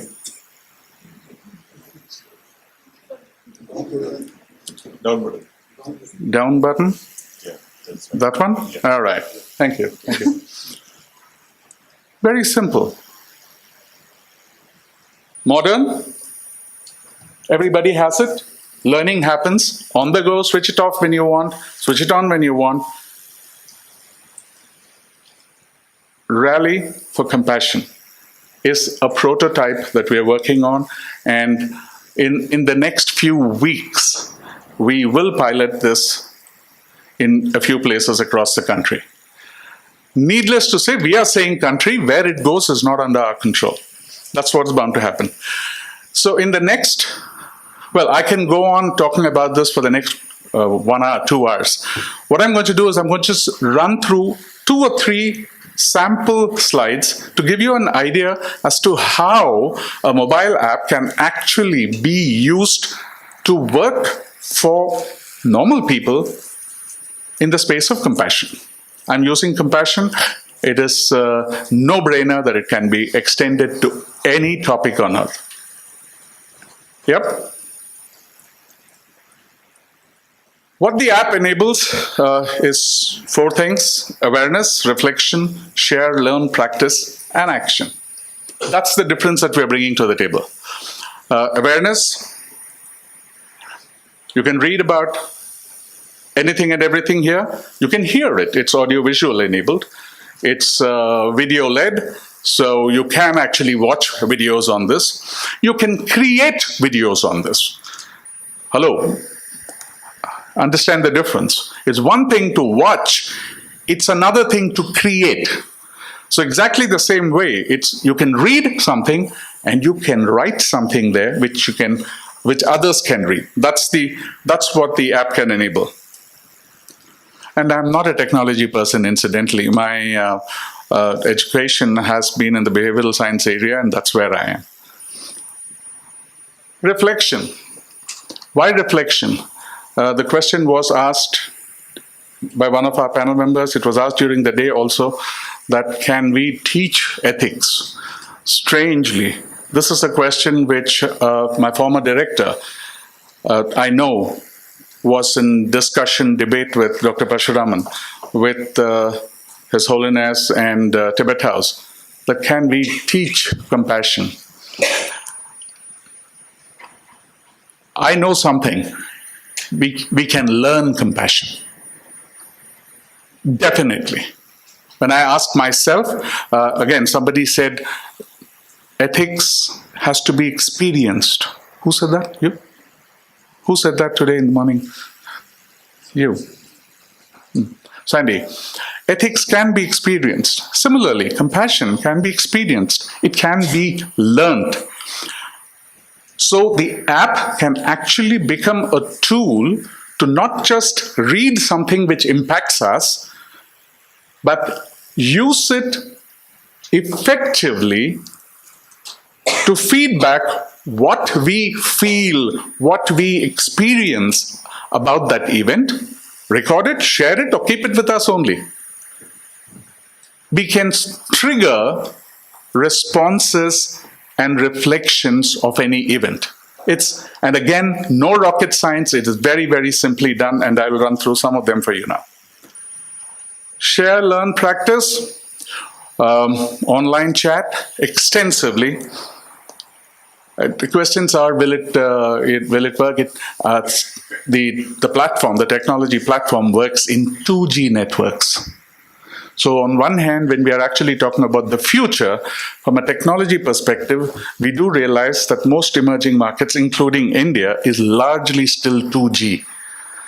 So if 2G networks can support videos, they can support chats, they can support live interactions, right? And most importantly, my favorite part, action. So how do you action compassion? Very simple. If I read a story about an old retired gentleman in Bangalore who has actually resurrected the lake, it's called Arbors by the lake, and that lake, Hyasanahalli village, a whole lake has come up. There are birds there, flora, fauna, everything has happened. There's lots of water there, and not that frothing water that you see in the newspapers. What the newspapers tell you is what's coming onto the outer ring road in Bangalore. What they don't share with you is that there is a huge 18-hectare piece of land that's converted into a natural lake today, thanks to one man. Mr. Muthuraman is his name. He's a former chairman of Tata Steel. Post-retirement, he lives in Bangalore, and he has resurrected that. Why do I say this? Normally we stop there. Good story. Wow, what a man. I would like to meet him. Right? And then ask him exactly the questions are, aapke dost se, get me put in touch with your friends, can I get a better job? Right? That'll keep happening. How about saying that, hey, if he could do that, can I do that in Bombay? And if I have to do that, can I reach him? Can I interact with him? Can I ask him questions? Can I ask him how he did it? Is there a prototype? Is there a model that he used? All that can be done. Whether it is changing the garbage removal system from multiplexes and large buildings in any metropolis to simply organizing dog feeding in your own neighborhood. Each of them can be a project which you can execute, right? Simple. All of you familiar with this? That's how it will operate. I'm not going to demonstrate the video capability. The video capability is there. It's simply, before I said anything, it's gone back. This was one of the stories that actually inspired us to do this. This is a Jataka tale of a parrot where lightning strikes. I don't say stories as well as you do. Lightning strikes, a tree falls down, the tree catches fire, and slowly the forest has caught fire, and animals are running away, everything is moving away from them. There is one parrot that says, oh no, they are my friends, and this is my home, I need to do something about it. So it goes into a river, wets its feathers, comes up, flies high into the sky, does that, and does that once, does that a second time, does that a third time. And there's an eagle that looks around and says, hey, parrot, are you mad? You're not going to make a difference. The parrot says, no, I have to try. So the parrot goes right back. Finally, the eagle says, all right, let me see what I can do. But before that, the parrot's friends, the other parrots, looked around. And very soon, there were 1 million parrots that were diving into the river, wetting their feathers, coming up, doing that, and the fire was put out. That's the story of the brave parrot, which actually energized us into saying that, yes, we can start making a difference if we stop with sympathy and actually convert that sympathy into project-led action, right? In view of the bell, but that wasn't 20 minutes, huh? What I'm going to do is just a simple awareness, we will share a story, a real story. In this case, Navneet Maheshwari, Hisar, Haryana, a youngster, well-educated, suddenly discovers that while he's sitting for his campus round of interviews, that 80% of my youth in my district never find jobs. Takes up a job with Google, gives it up in a week's time, goes back to his village, and he does something. This is a typical WhatsApp message that comes around, Facebook page that comes around to most of us. What do we do with it? Story over. But the app will enable now to ask questions. What did this do to you? And when you say, how did I feel about it? How did you feel about it? Was there frustration? Was there anxiety? Was there anger? So you record it, move on. What's the next thing? What do you think, Navneet? What would you do if you were in Navneet's place? So that's the point of reflection. You're given options. It has to be machine-led learning. If 1 million parrots were to start doing this, there's no way you can manually handle this. It has to be. Don't knock technology, people. All of us have it in our pockets and on our body. We are using it. Look at a metaphor. Technology is like books of old. Think about it. There are good books and there are bad books.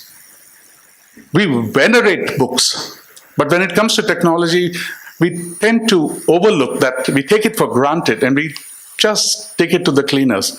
Technology can be used to make a huge, big difference. Machine learning and artificial intelligence are not words. If 1 million people have to be reached with the story of reflection and enabling them to understand what does this mean, it's a simple way for them to calibrate themselves without any of those psychometric, biometric testing that needs to get done. That technology can do.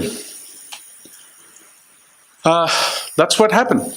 What did Navneet do? Navneet went back. In a single day, 3,540 people, youth in his group of 6 villages, went back home with a job in their hand. What he did is what the app will share with you, and it will connect you with Navneet. That project management system is the third part of, you share it on Facebook, you then decide. The app has actually categorized 9 areas as of just now, into which there will be prototype model projects available so that people can actually access this as a knowledge bank and they can run it for themselves.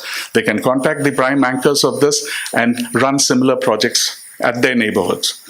All driven around compassion for others, compassion for other living things, compassion for the world and environment, and the fourth element, compassion for self. We're looking at all those 4 things through a project management mode using the mobiles that are in the hands of today's goodness generation. So I will stop there, and that's what made us go into this with so much. When he said that, don't stop at sympathy, don't stop there. It's an awareness, determination that demands action. Rally for Compassion is a mobile app that will actually take compassion, universal ethics, implementation, execution into the future. Thank you.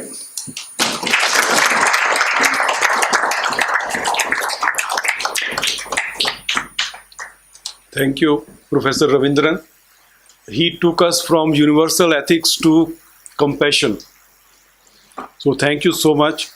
In fact, I have been invited here as a speaker and they asked me to chair the sessions. I have some points to discuss. So I would like to discuss these points also. Maybe you will give me some time.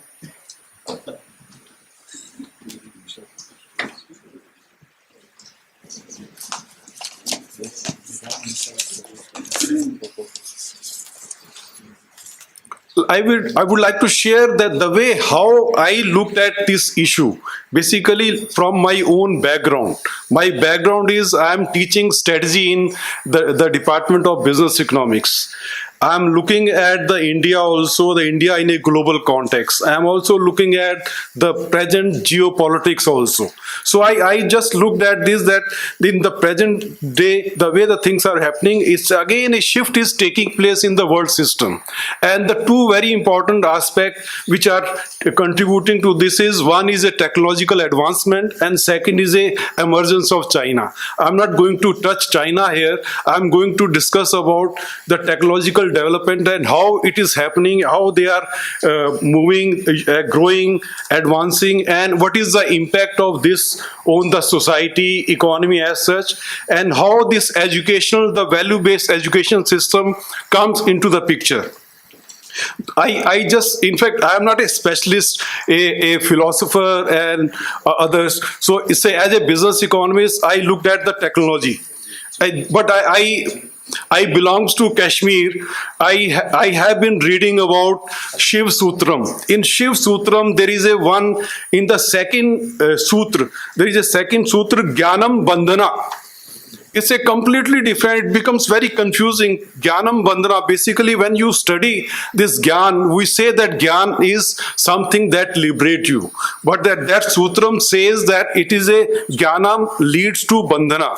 What is this? When you go back deep into that, it is all about that Gyan leads to Ichha and Ichha leads to action. And then when you do actions, you again become a bound to all these actions and its results and everything.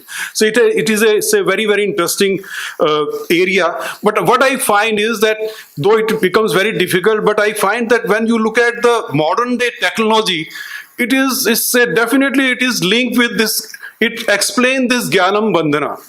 The more you go deep into the technology, the more you are involved in that, and you are becoming a bondage of this technology also. I find it's very, very interesting that it's the best example to explain the modern technology promises connectivity, freedom, relationship. It leads to bandhan. Bandhan is in terms of addiction. As the other speaker, they have also discussed. And if you look at it's working also, though they have discussed about the using app and other things also, using the same nomenclature, etc. to explain this. But I'm looking at it's a negative dimensions. So using sensors, they collect the data, use and develop psychography. They prepare a profile of the consumers, the who are using this by using artificial intelligence, this machine learning, etc., using data analytics, and that's big data also. And then they are again using all these things to expose and throwing the same type of material, basically for their own commercial gains. The marketing executives, the companies, they are using all this data and the technologies to sell their product to goods and services and all these things. And now we find that even in the geopolitics situation also, the countries, they are using this data also to influence the democracy. So democratic elections also, though it's becoming, now everyone is becoming alarmed that how all these things are happening. So that it's a very, very serious issue that is happening. And I feel that though people are suggesting about the global norms, global and regulations also, splitting these big technological giants also, all these things are being suggested. But if you go deep into that, as I just try to learn that. Ultimately, the issue is that again the ethics, that you will have to develop. In case of a democracy, you will have to develop your electorate also to be aware of what is happening. Awareness is to be increased.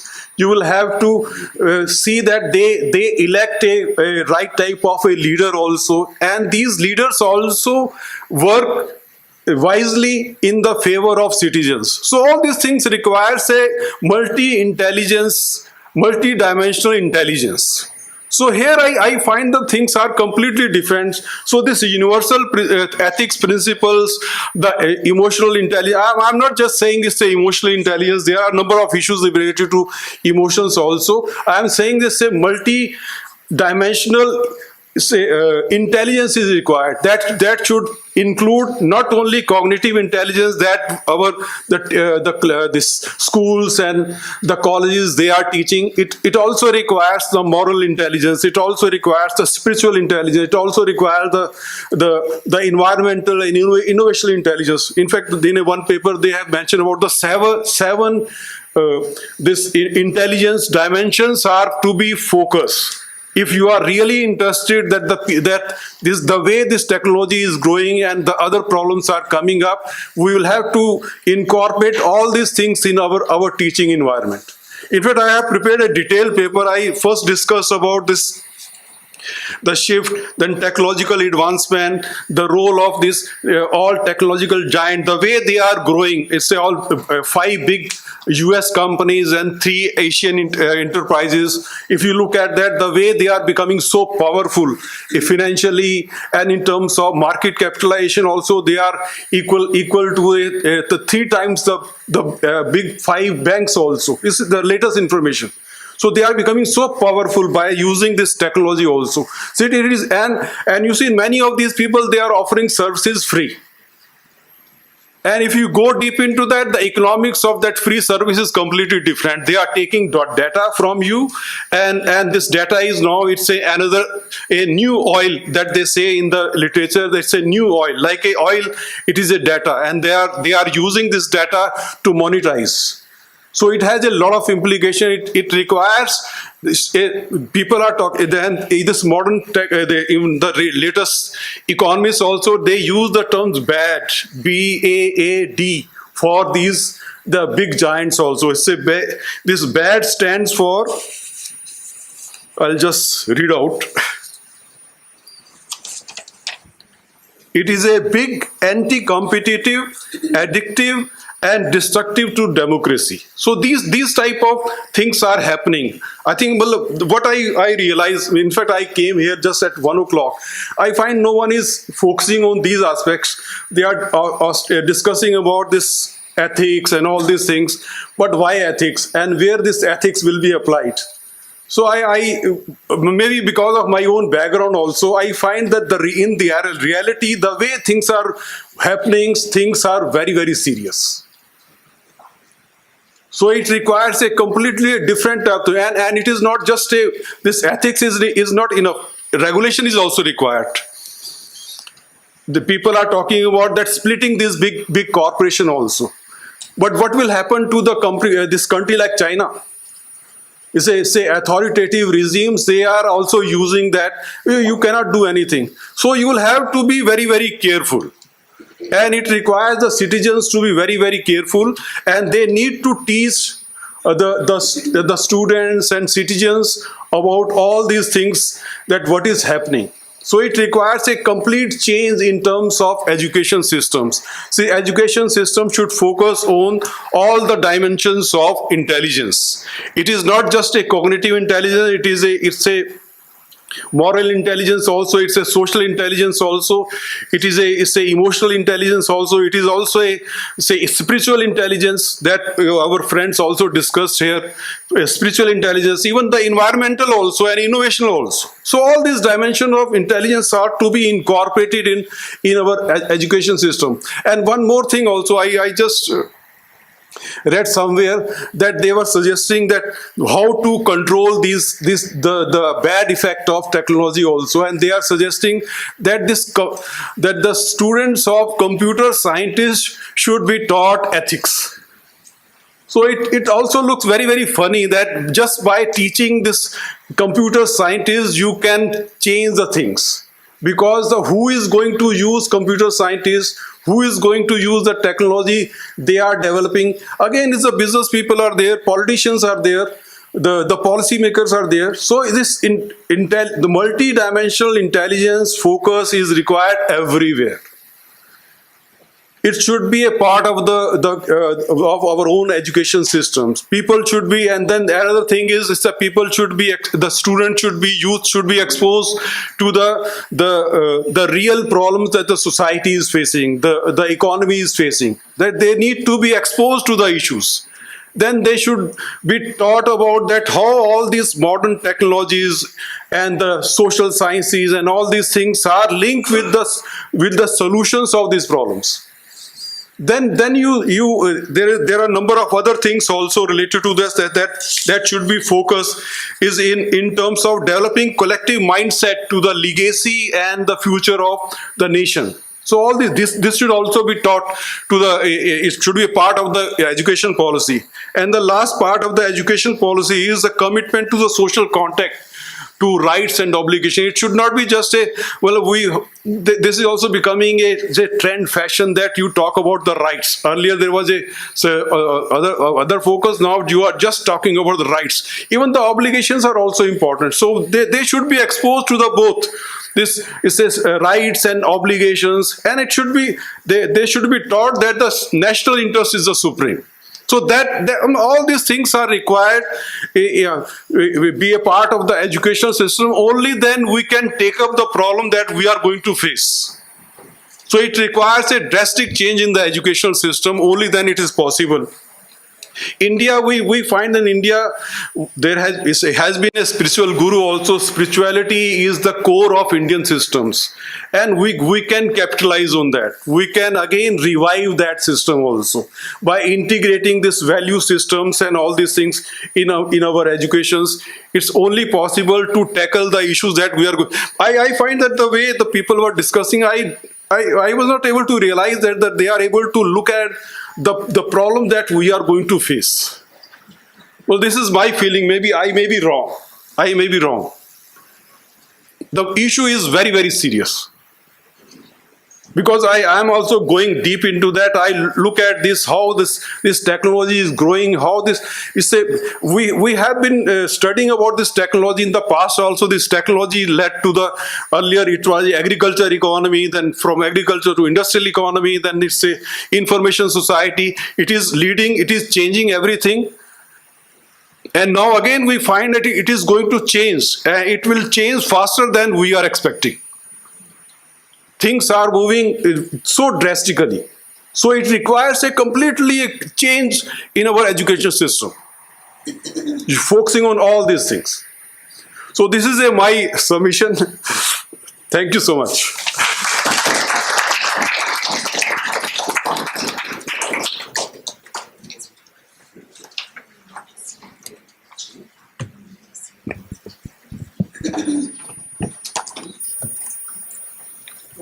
Thank you so much, Professor Kaul.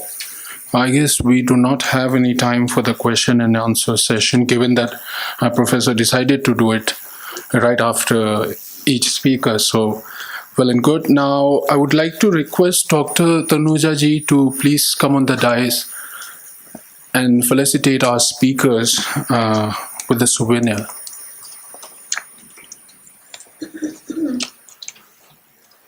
We'll start with our chairperson cum speaker, Professor Vijay Kaul.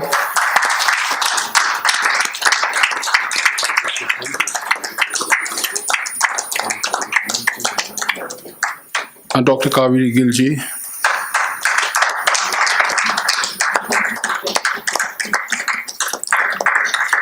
Professor Balaganpati.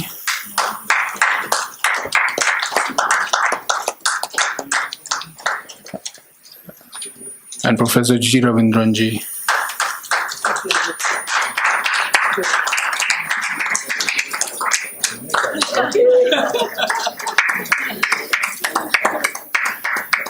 And last but not the least, Dr. Pankaj Gupta ji.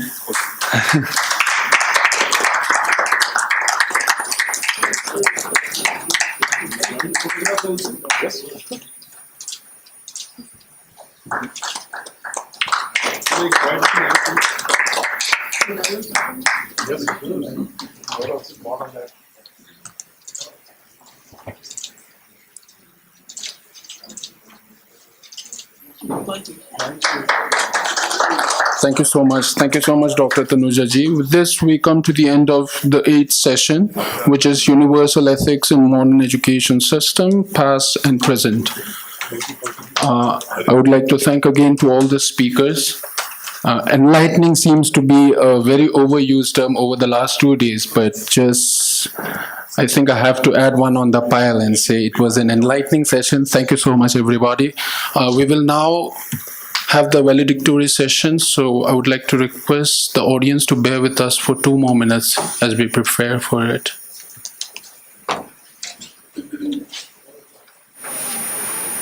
And may I request Venerable Geshe Doji Damdula to proceed with the session.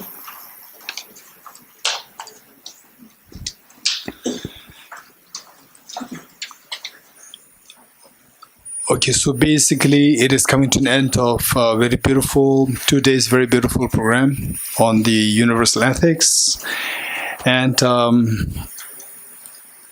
before I go any further about some of the points which I need to raise for the next year's program and the thereafter, I'd like to first request Professor Meenakshi Thapanji, the director of the School of Economics, Delhi University, to share her thoughts on these 2 conferences and the way for us to look forward to the next, to expand on this and to make it more meaningful from what we have done the last 2 days.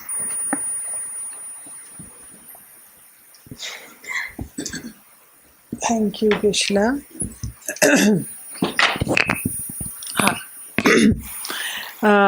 I'd first of all like to acknowledge His Holiness the Dalai Lama, who has been talking about this theme of universal ethics in education for a very long time now.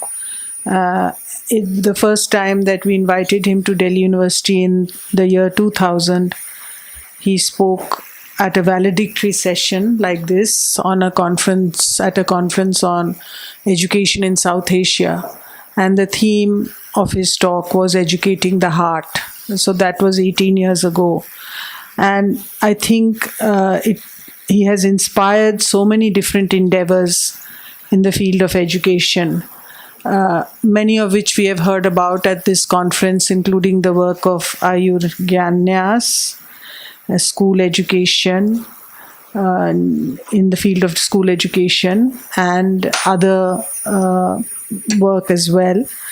And now, just in this last session, we heard about the mobile app that has also been inspired by His Holiness, the new goodness generation. I must say I really like that term. I just want to briefly say a few words because this last session actually was slightly different from the rest of the conference, if I may say so. And while I really appreciate the depth of some of the and acknowledge the depth with which some of the speakers examined aspects of religion, I think I would not be true to myself if I didn't say that His Holiness actually is very clear not to emphasize any religion or spiritual tradition in his pursuit of universal ethics in education. I don't mean to criticize any paper. I really loved the presentations, but I think I must say that for him, he's very clear about this, and he argues that we must understand that universal ethics refers to the secular context of these ethics and beyond religion. And we all have now a copy of the book with us, or perhaps have been reading it for some time. So that brings us to the emphasis on education. To change, how are we going to do that without coming from religion, but from relating to one another in a sense? I mean, that's my takeaway. Beyond religion as humanity, because we are actually living in evil times. And in a sense, that's the evil times in terms of what's happening in the world today. And at the same time, I have a sense of despair because 60, 70 years ago, J. Krishnamurti was also talking about the evil times that he lived in and saying the same thing. And so it seems to me that nothing seems to have changed in all these years, despite all our efforts in education and so on. So the world is still in a mess. And in this sense, what is even more devastating is going to be the whole prospect of climate change, which has already started. It's only going to get worse, and then we will have the next wars will be around climate change, migration because of climate change, and so on. So where then is the solution? Is the solution, like some speakers this afternoon argued about, how ethics is not the solution. There are problems with it because it's, how can you teach ethics? Are you going to make them experts? But I think that's not the idea. That's not what we hope in education in ethics will do. The idea is to actually build ethics into a program, not to make anybody experts, but to actually how to live ethical lives, how to make choices and decisions which are concerned with the well-being of others, in a sense. And in that sense, this one of the last speakers, Goodness Generation, actually shows you how it can be done in the modern world using modern technology and so on. Although the problem of internet access in all over India will be iffy, to say the least. So then, what do we conclude then? That if the world is still in a mess, people then seem to find recourse in going back to religion. Which is why you continue to have a proliferation of gurus of different kinds catering to different sectors of society and different needs and so on, because a lot of the anxieties seem to be driven, seem to think that the solution lies in religion. But I think, that there is a dilemma in a sense. And to my mind, it's very clear that actually the transformation is only possible through education. And when we know the work of Richard Davidson and others, and we see how there is the possibility of neuroplasticity, and it doesn't end with somebody said it's only with small children, it doesn't happen later. I don't think that's true, because whatever I've read actually talks about how it can continuously happen depending on what we do. So I don't think that change is not possible. It's just that we have to persevere and be at it and devise different kinds of curricula and different ways of working with children and adults and teachers, for example, and some of the work being done by Arth and by Just Being Center and other such initiatives, I think, are ways forward apart from the formal process of education. Thank you. Thank you, Professor Meenakshi-ji, the director. So, in fact, I wholeheartedly wish if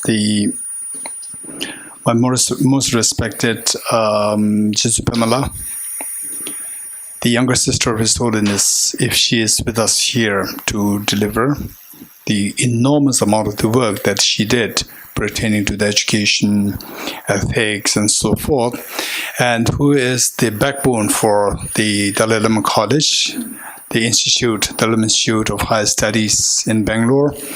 But we have the Dr. B. Sringla here, the principal, who is so dynamic and who is actually on the ground working to make it a functional college and hopefully very soon a university.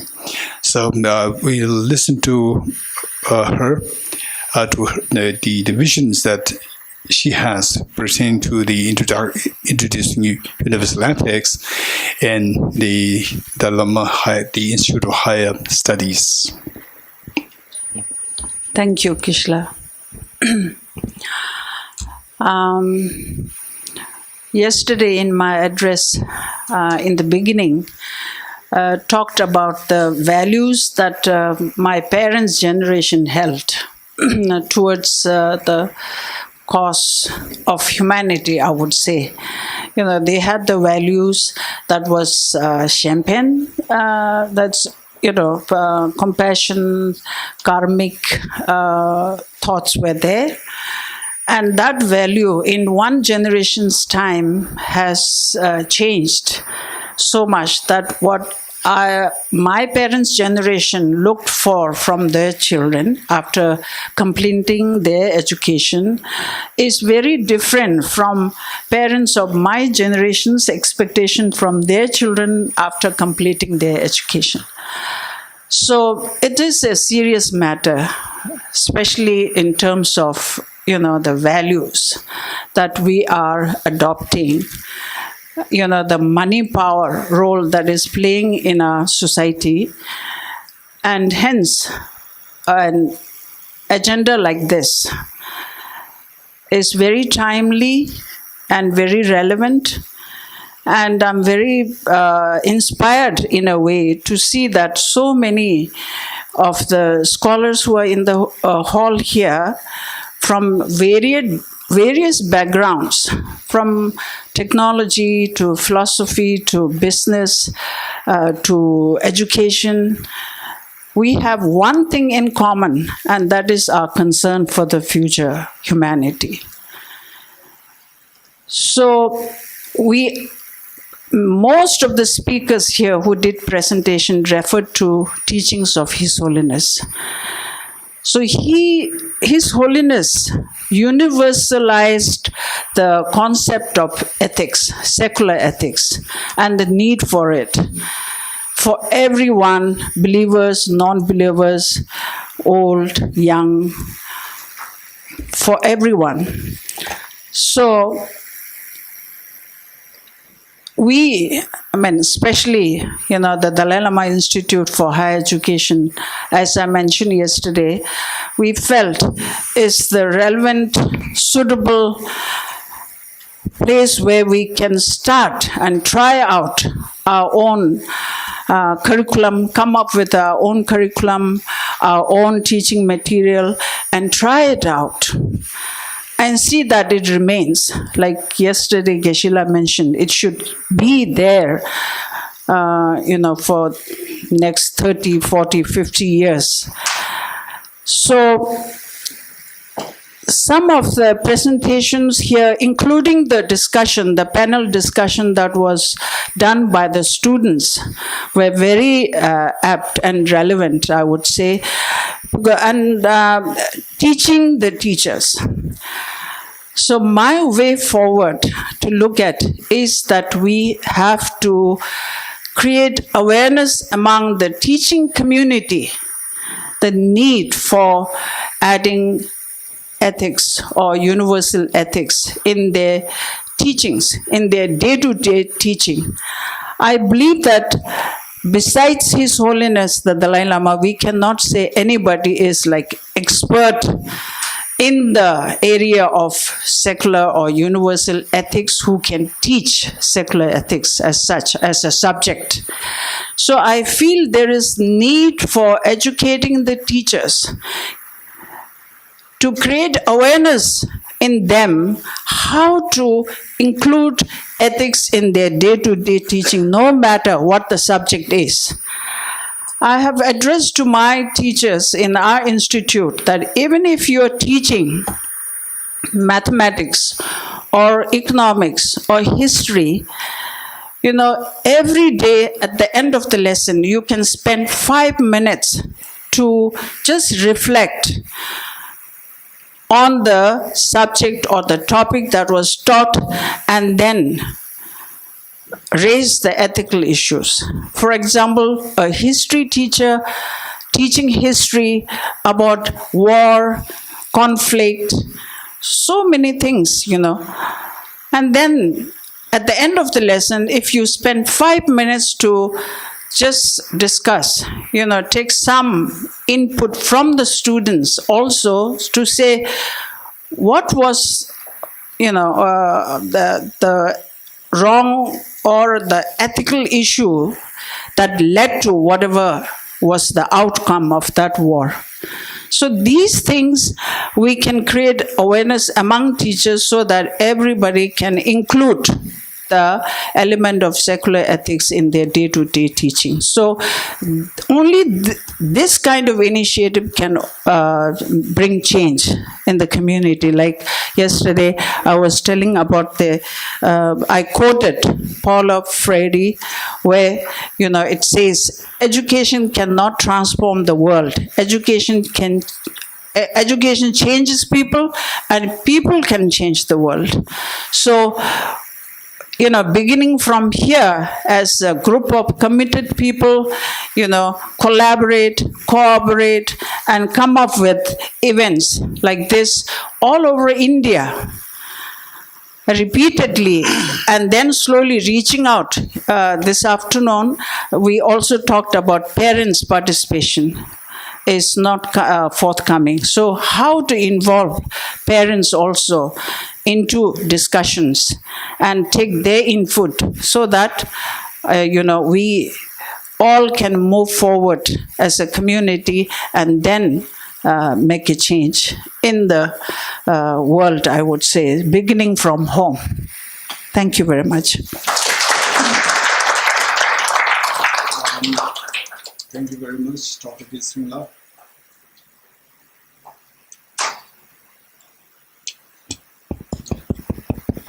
Okay. I remember 2012 in Delhi University, under the auspices of the Pro-Vice Chancellor, Professor Vivek Sneja, and Dr. Meenakshi, there as the main coordinator of the Universal Ethics, introduced in Delhi University, and Mr. Tembasrinla, who was the core person behind this Universal Ethics program for the last the 5-6 years. I remember that Professor Meenakshi so efficiently coordinated the program for the whole 1 year.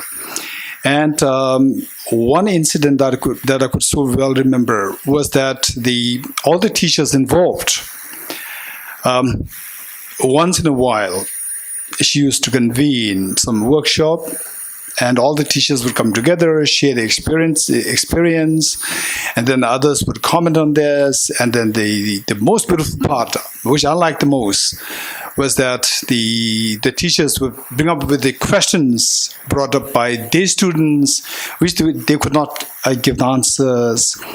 And then one teacher made a remark, very beautiful remark. She said, I don't know to what extent what I'm teaching as universal ethics to the students is helping my students. No doubt it is helping me. This is beautiful. This is the success of imparting this universal ethics to the program. So we have Professor T.J. Mishraji, who is doing a brilliant job, amazing job.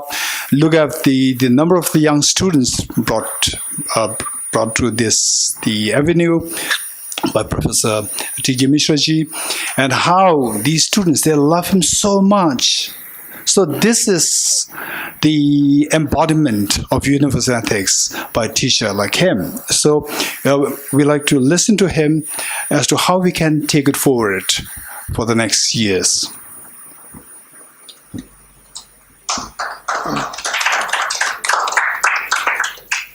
Esteemed panelist, distinguished audience,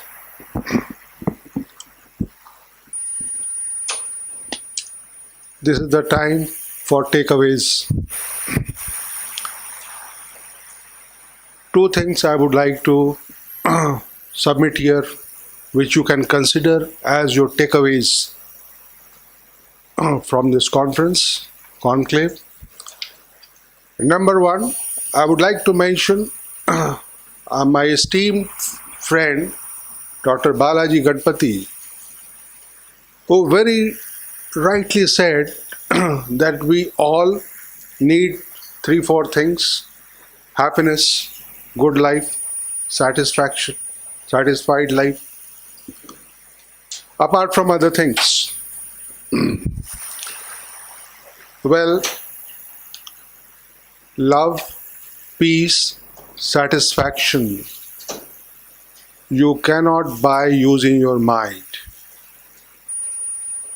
Artificial intelligence is not going to help you. We spoil our relationships using our mind. Kindly use your mind only when you interact with machine, not with men. Your friends, your wife, your son, daughter, your teacher. Use your heart to interact with them. Never use your mind. This is one. Number two,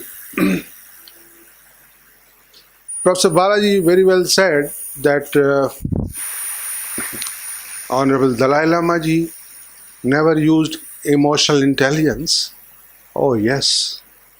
He talks about hygiene of emotions,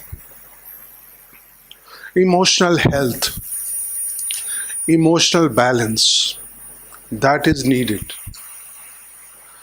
And how do we judge that? That is very important. For IQ, there are so many tests, so many examinations. How much IQ you have, they will test and they will measure you. But each one of us would like to know that how much of emotional intelligence I have. Do I have a good emotional health or not? For that, I'll just give you one simple story, and that might help each one of you.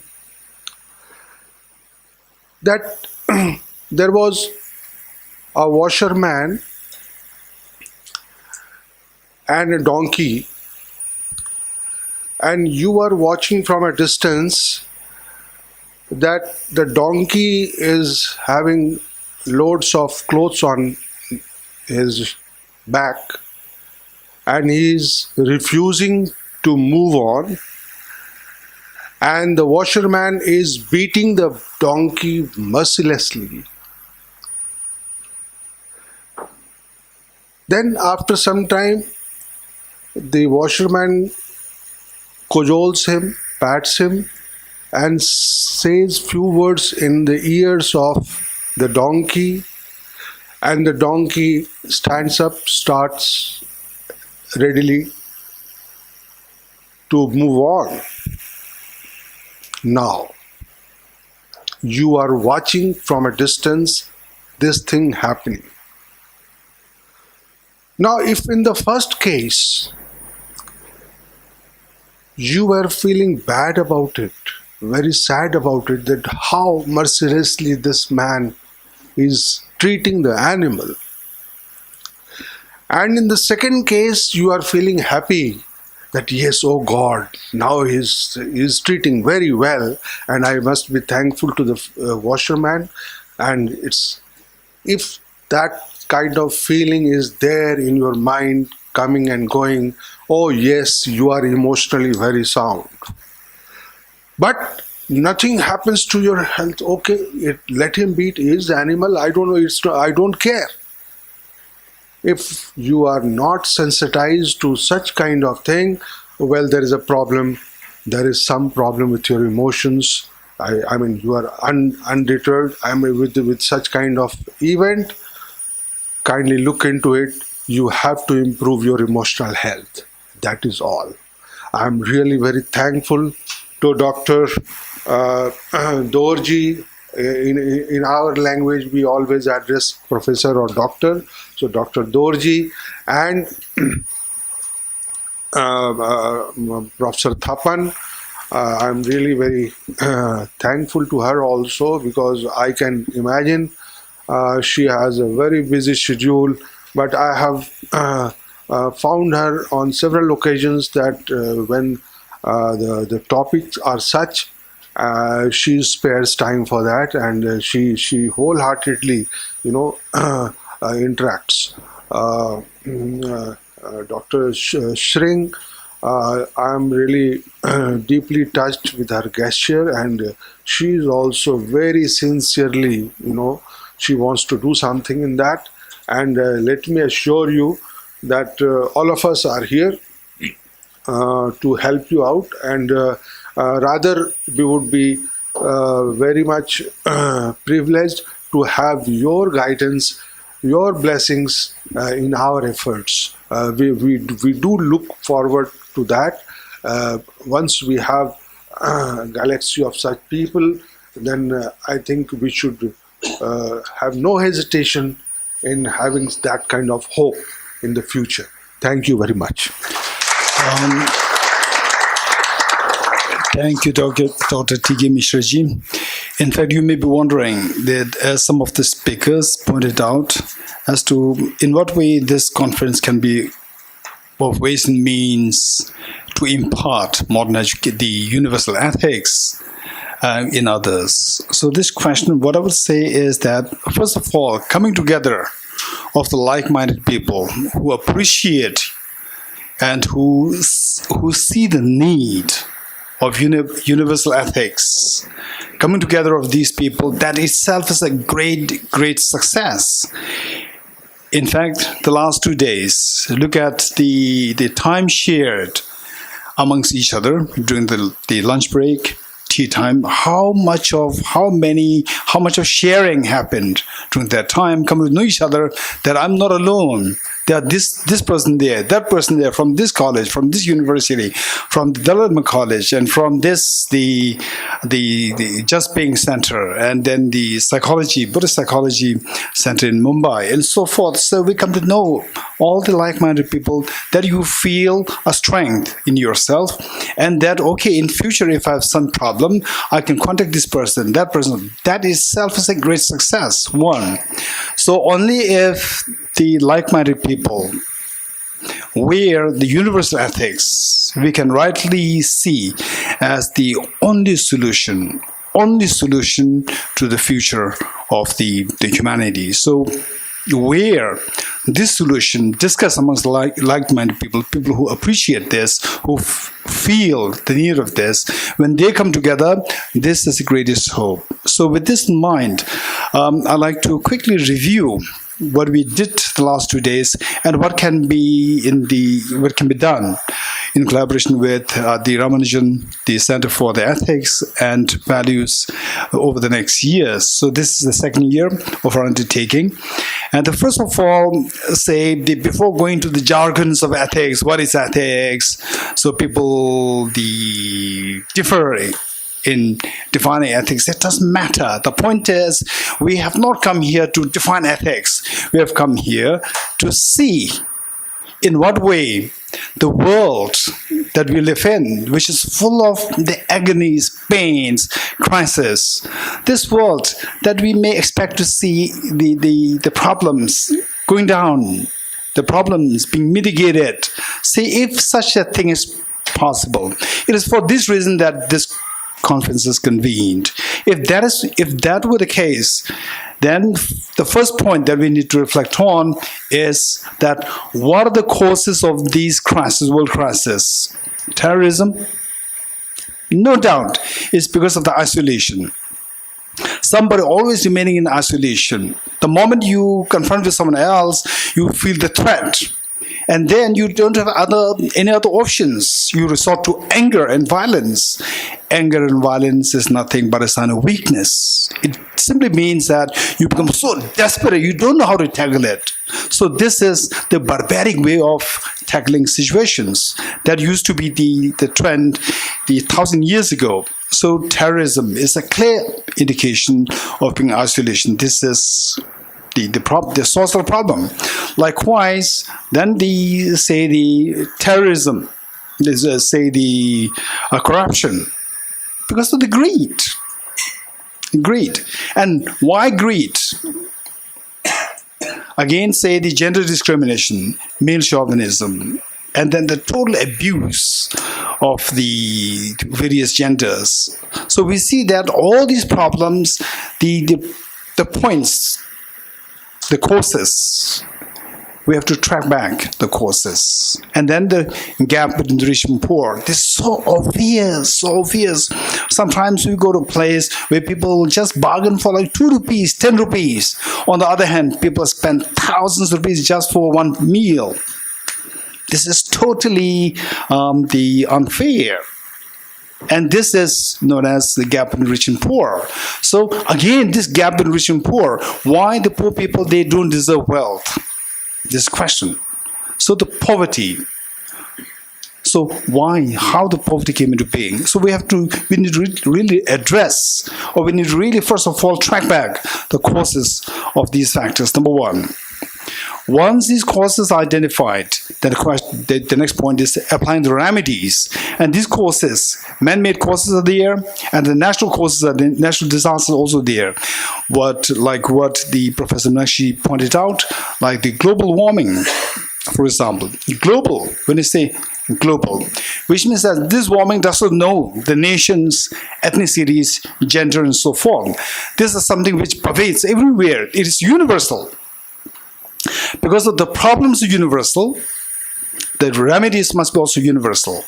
So this remedy, which is universal, can only be the universal ethics. So it's all because of the actions done in a wrong way that the effects, that with the consequences that we experience are very destructive. So the world is going through the crisis. So therefore the actions must be rectified, and the actions are determined by the thought processes. So we have to rectify the thought process. And how to rectify the thought process? It is through inculcating the correct way of thinking, correct way of action. So the system which is meant to bring about a correct action and the correct thought process responsible for the correct actions. So these systems are known as the universal ethics. In this connection, the next is that this universal ethics should not be simply confined to one area. We should think of very globally, for example, say in the field of economics, education, health, environment, politics, administration, policy making, and the research. In all these areas, the ethics apply there, and that too in a universal form. So this is one thing that we need to keep in mind. And then on this earth, for example, what Tibet House and what Ramanujan College collaboratively we are doing. So this is on a small scale. And then we need to think of this from all different the angles and facets. So one great possibility is the celebrities, people who are renowned, respected in this world, to work on this. And today, unfortunately, very unfortunately, we see that less number of people, they are working on this. So, say either one is struggling so much, for example, say we the Americans. The moment we say we the Americans, there's no universality there. This is a problem. So therefore, where are all those people, Nobel laureates from America? So they will really not look towards this endeavor. So likewise, my religion, the moment you say my religion, where is the universality? This is a question. So we see that today, unfortunately, sorry to say this, unfortunately, we have so less number of the celebrities who otherwise, for example, what Tibet House and Ramanujan College is doing here for 2 days, with putting all these efforts, all these young boys and girls from Tibet House, they're working for the last many months on this, and sadly, they're also receiving scores from me sometimes. With all these things, but the effect is less. But then one celebrity can speak from such a platform, effect is going to be just the exponentially great. Unfortunately, such people, there are celebrities there, but speaking from such a platform is so less. This is very unfortunate. And yet, we have His Holiness the Dalai Lama, who is solely working in this endeavor. So we should be all feeling so grateful that he's working For if he's given a choice, would he promote Buddhism or would he promote universal ethics? He would say that I would promote universal ethics. So this is who His Holiness is. We should not forget this. And then because then he's the one who is really working on this endeavor, we all should, he needs hands. We all should put effort, give hands to him in support of this. And how to do that? One, always remain optimism. Maintain optimism. Maintain optimism. Don't say that, oh, who will do this? Who will teach this? Then what is secular ethics? What is secularity there? What is universality there? Instead of asking this, see what you can do. Maintain optimism. With optimism, then reach out your hands. Stretch your hands out. That is proactivity. Proactivity.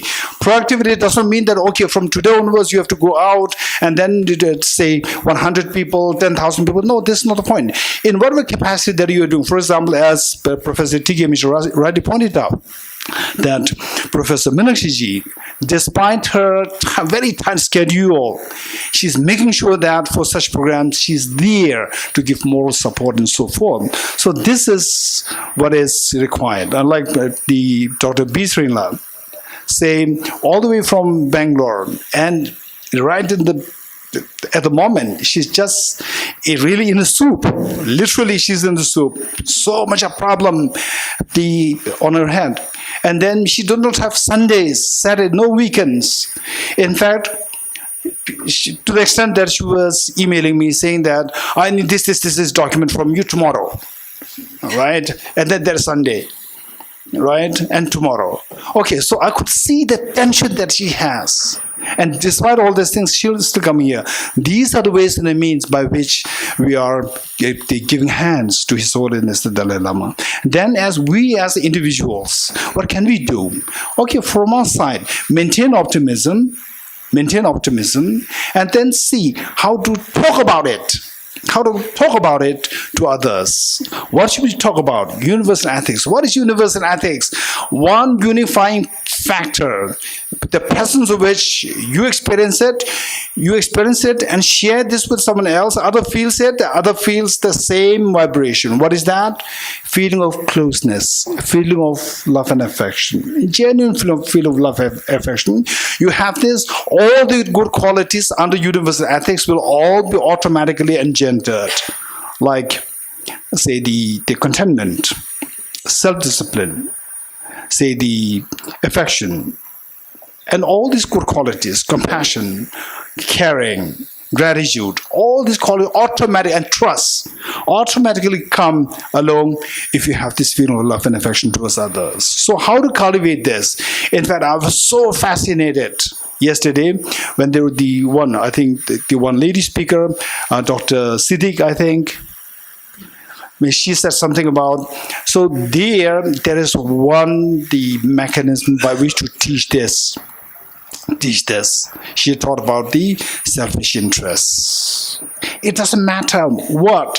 The point is that this feeling of love and affection, as long as this feeling of love and affection, universal love and affection, can be engendered, so that must be practiced. So the point is that this feeling of love and affection, you talk about love and affection, see how to break the barrier between you and others on the basis of gender, on the basis of the religions, sects, and so forth. Just see how much we can break this gender. Let your mind flow towards others. The question, if I do this, people start taking advantage of me. So for that, we need to know what Dr. B. Bal said just before our session. What he said was that to see the need for the dependency, interdependency, right? That the feeling of love and affection that you practice is not being abused by the others, is guaranteed by a very profound wisdom. In other words, this love and affection, guided by the wisdom, is known as skillful compassion. Not just a blind compassion, skillful compassion. Compassion directed by the wisdom of interdependency. The moment you have this, your compassion cannot be abused by anyone else, and then you can be a great leader to lead others in the spirit of the universal ethics, to help all other beings. And what exactly is universal? So this love and affection is universally accepted as the only one force which melts everybody into tears when somebody feels that. Even the most violent person, when a person feels this love and affection, the person will melt into tears. So this is the universal ethics. Okay, so with this, I also like to thank all the students who took part in this, the students from Ramanujan College and all the Tibetan students here and the Ladakhi students here.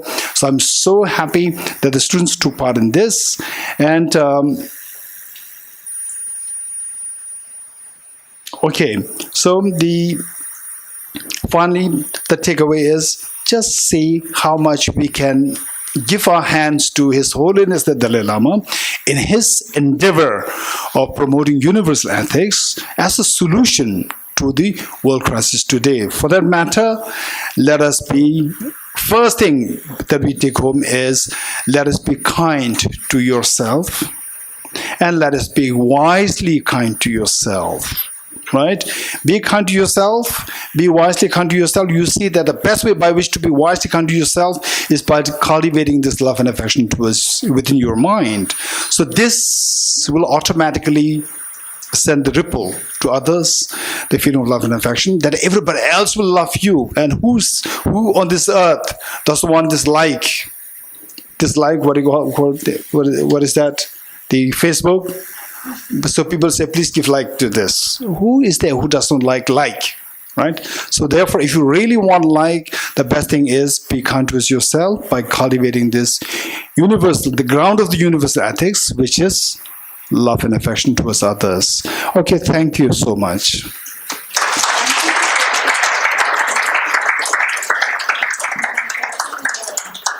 I'd like to propose a vote of thanks to Geshila, please, for organizing this, and TK Mishra ji. Thank you so much. And to all the young workers in Tibet House. Okay. To conclude this event, I have some important people to thank without which this event won't be possible. First of all, I would like to thank every speakers who have accepted our invitation and participated in this conclave and share their profound thoughts with us. And second, I would like to thank Venerable Geshe Dorje Damdila and Dr. T.K. Mishra ji for guiding us in organizing this conclave. And I also would like to thank my colleagues for all the efforts and support to put all this together. And last but not the least, I would like to thank the audience and students from Ramanujan College for their participation. And I hope to see you all. We hope to see you all again in our future conferences and seminars. Thank you. And before you leave, please join us for a tea and coffee. Thank you.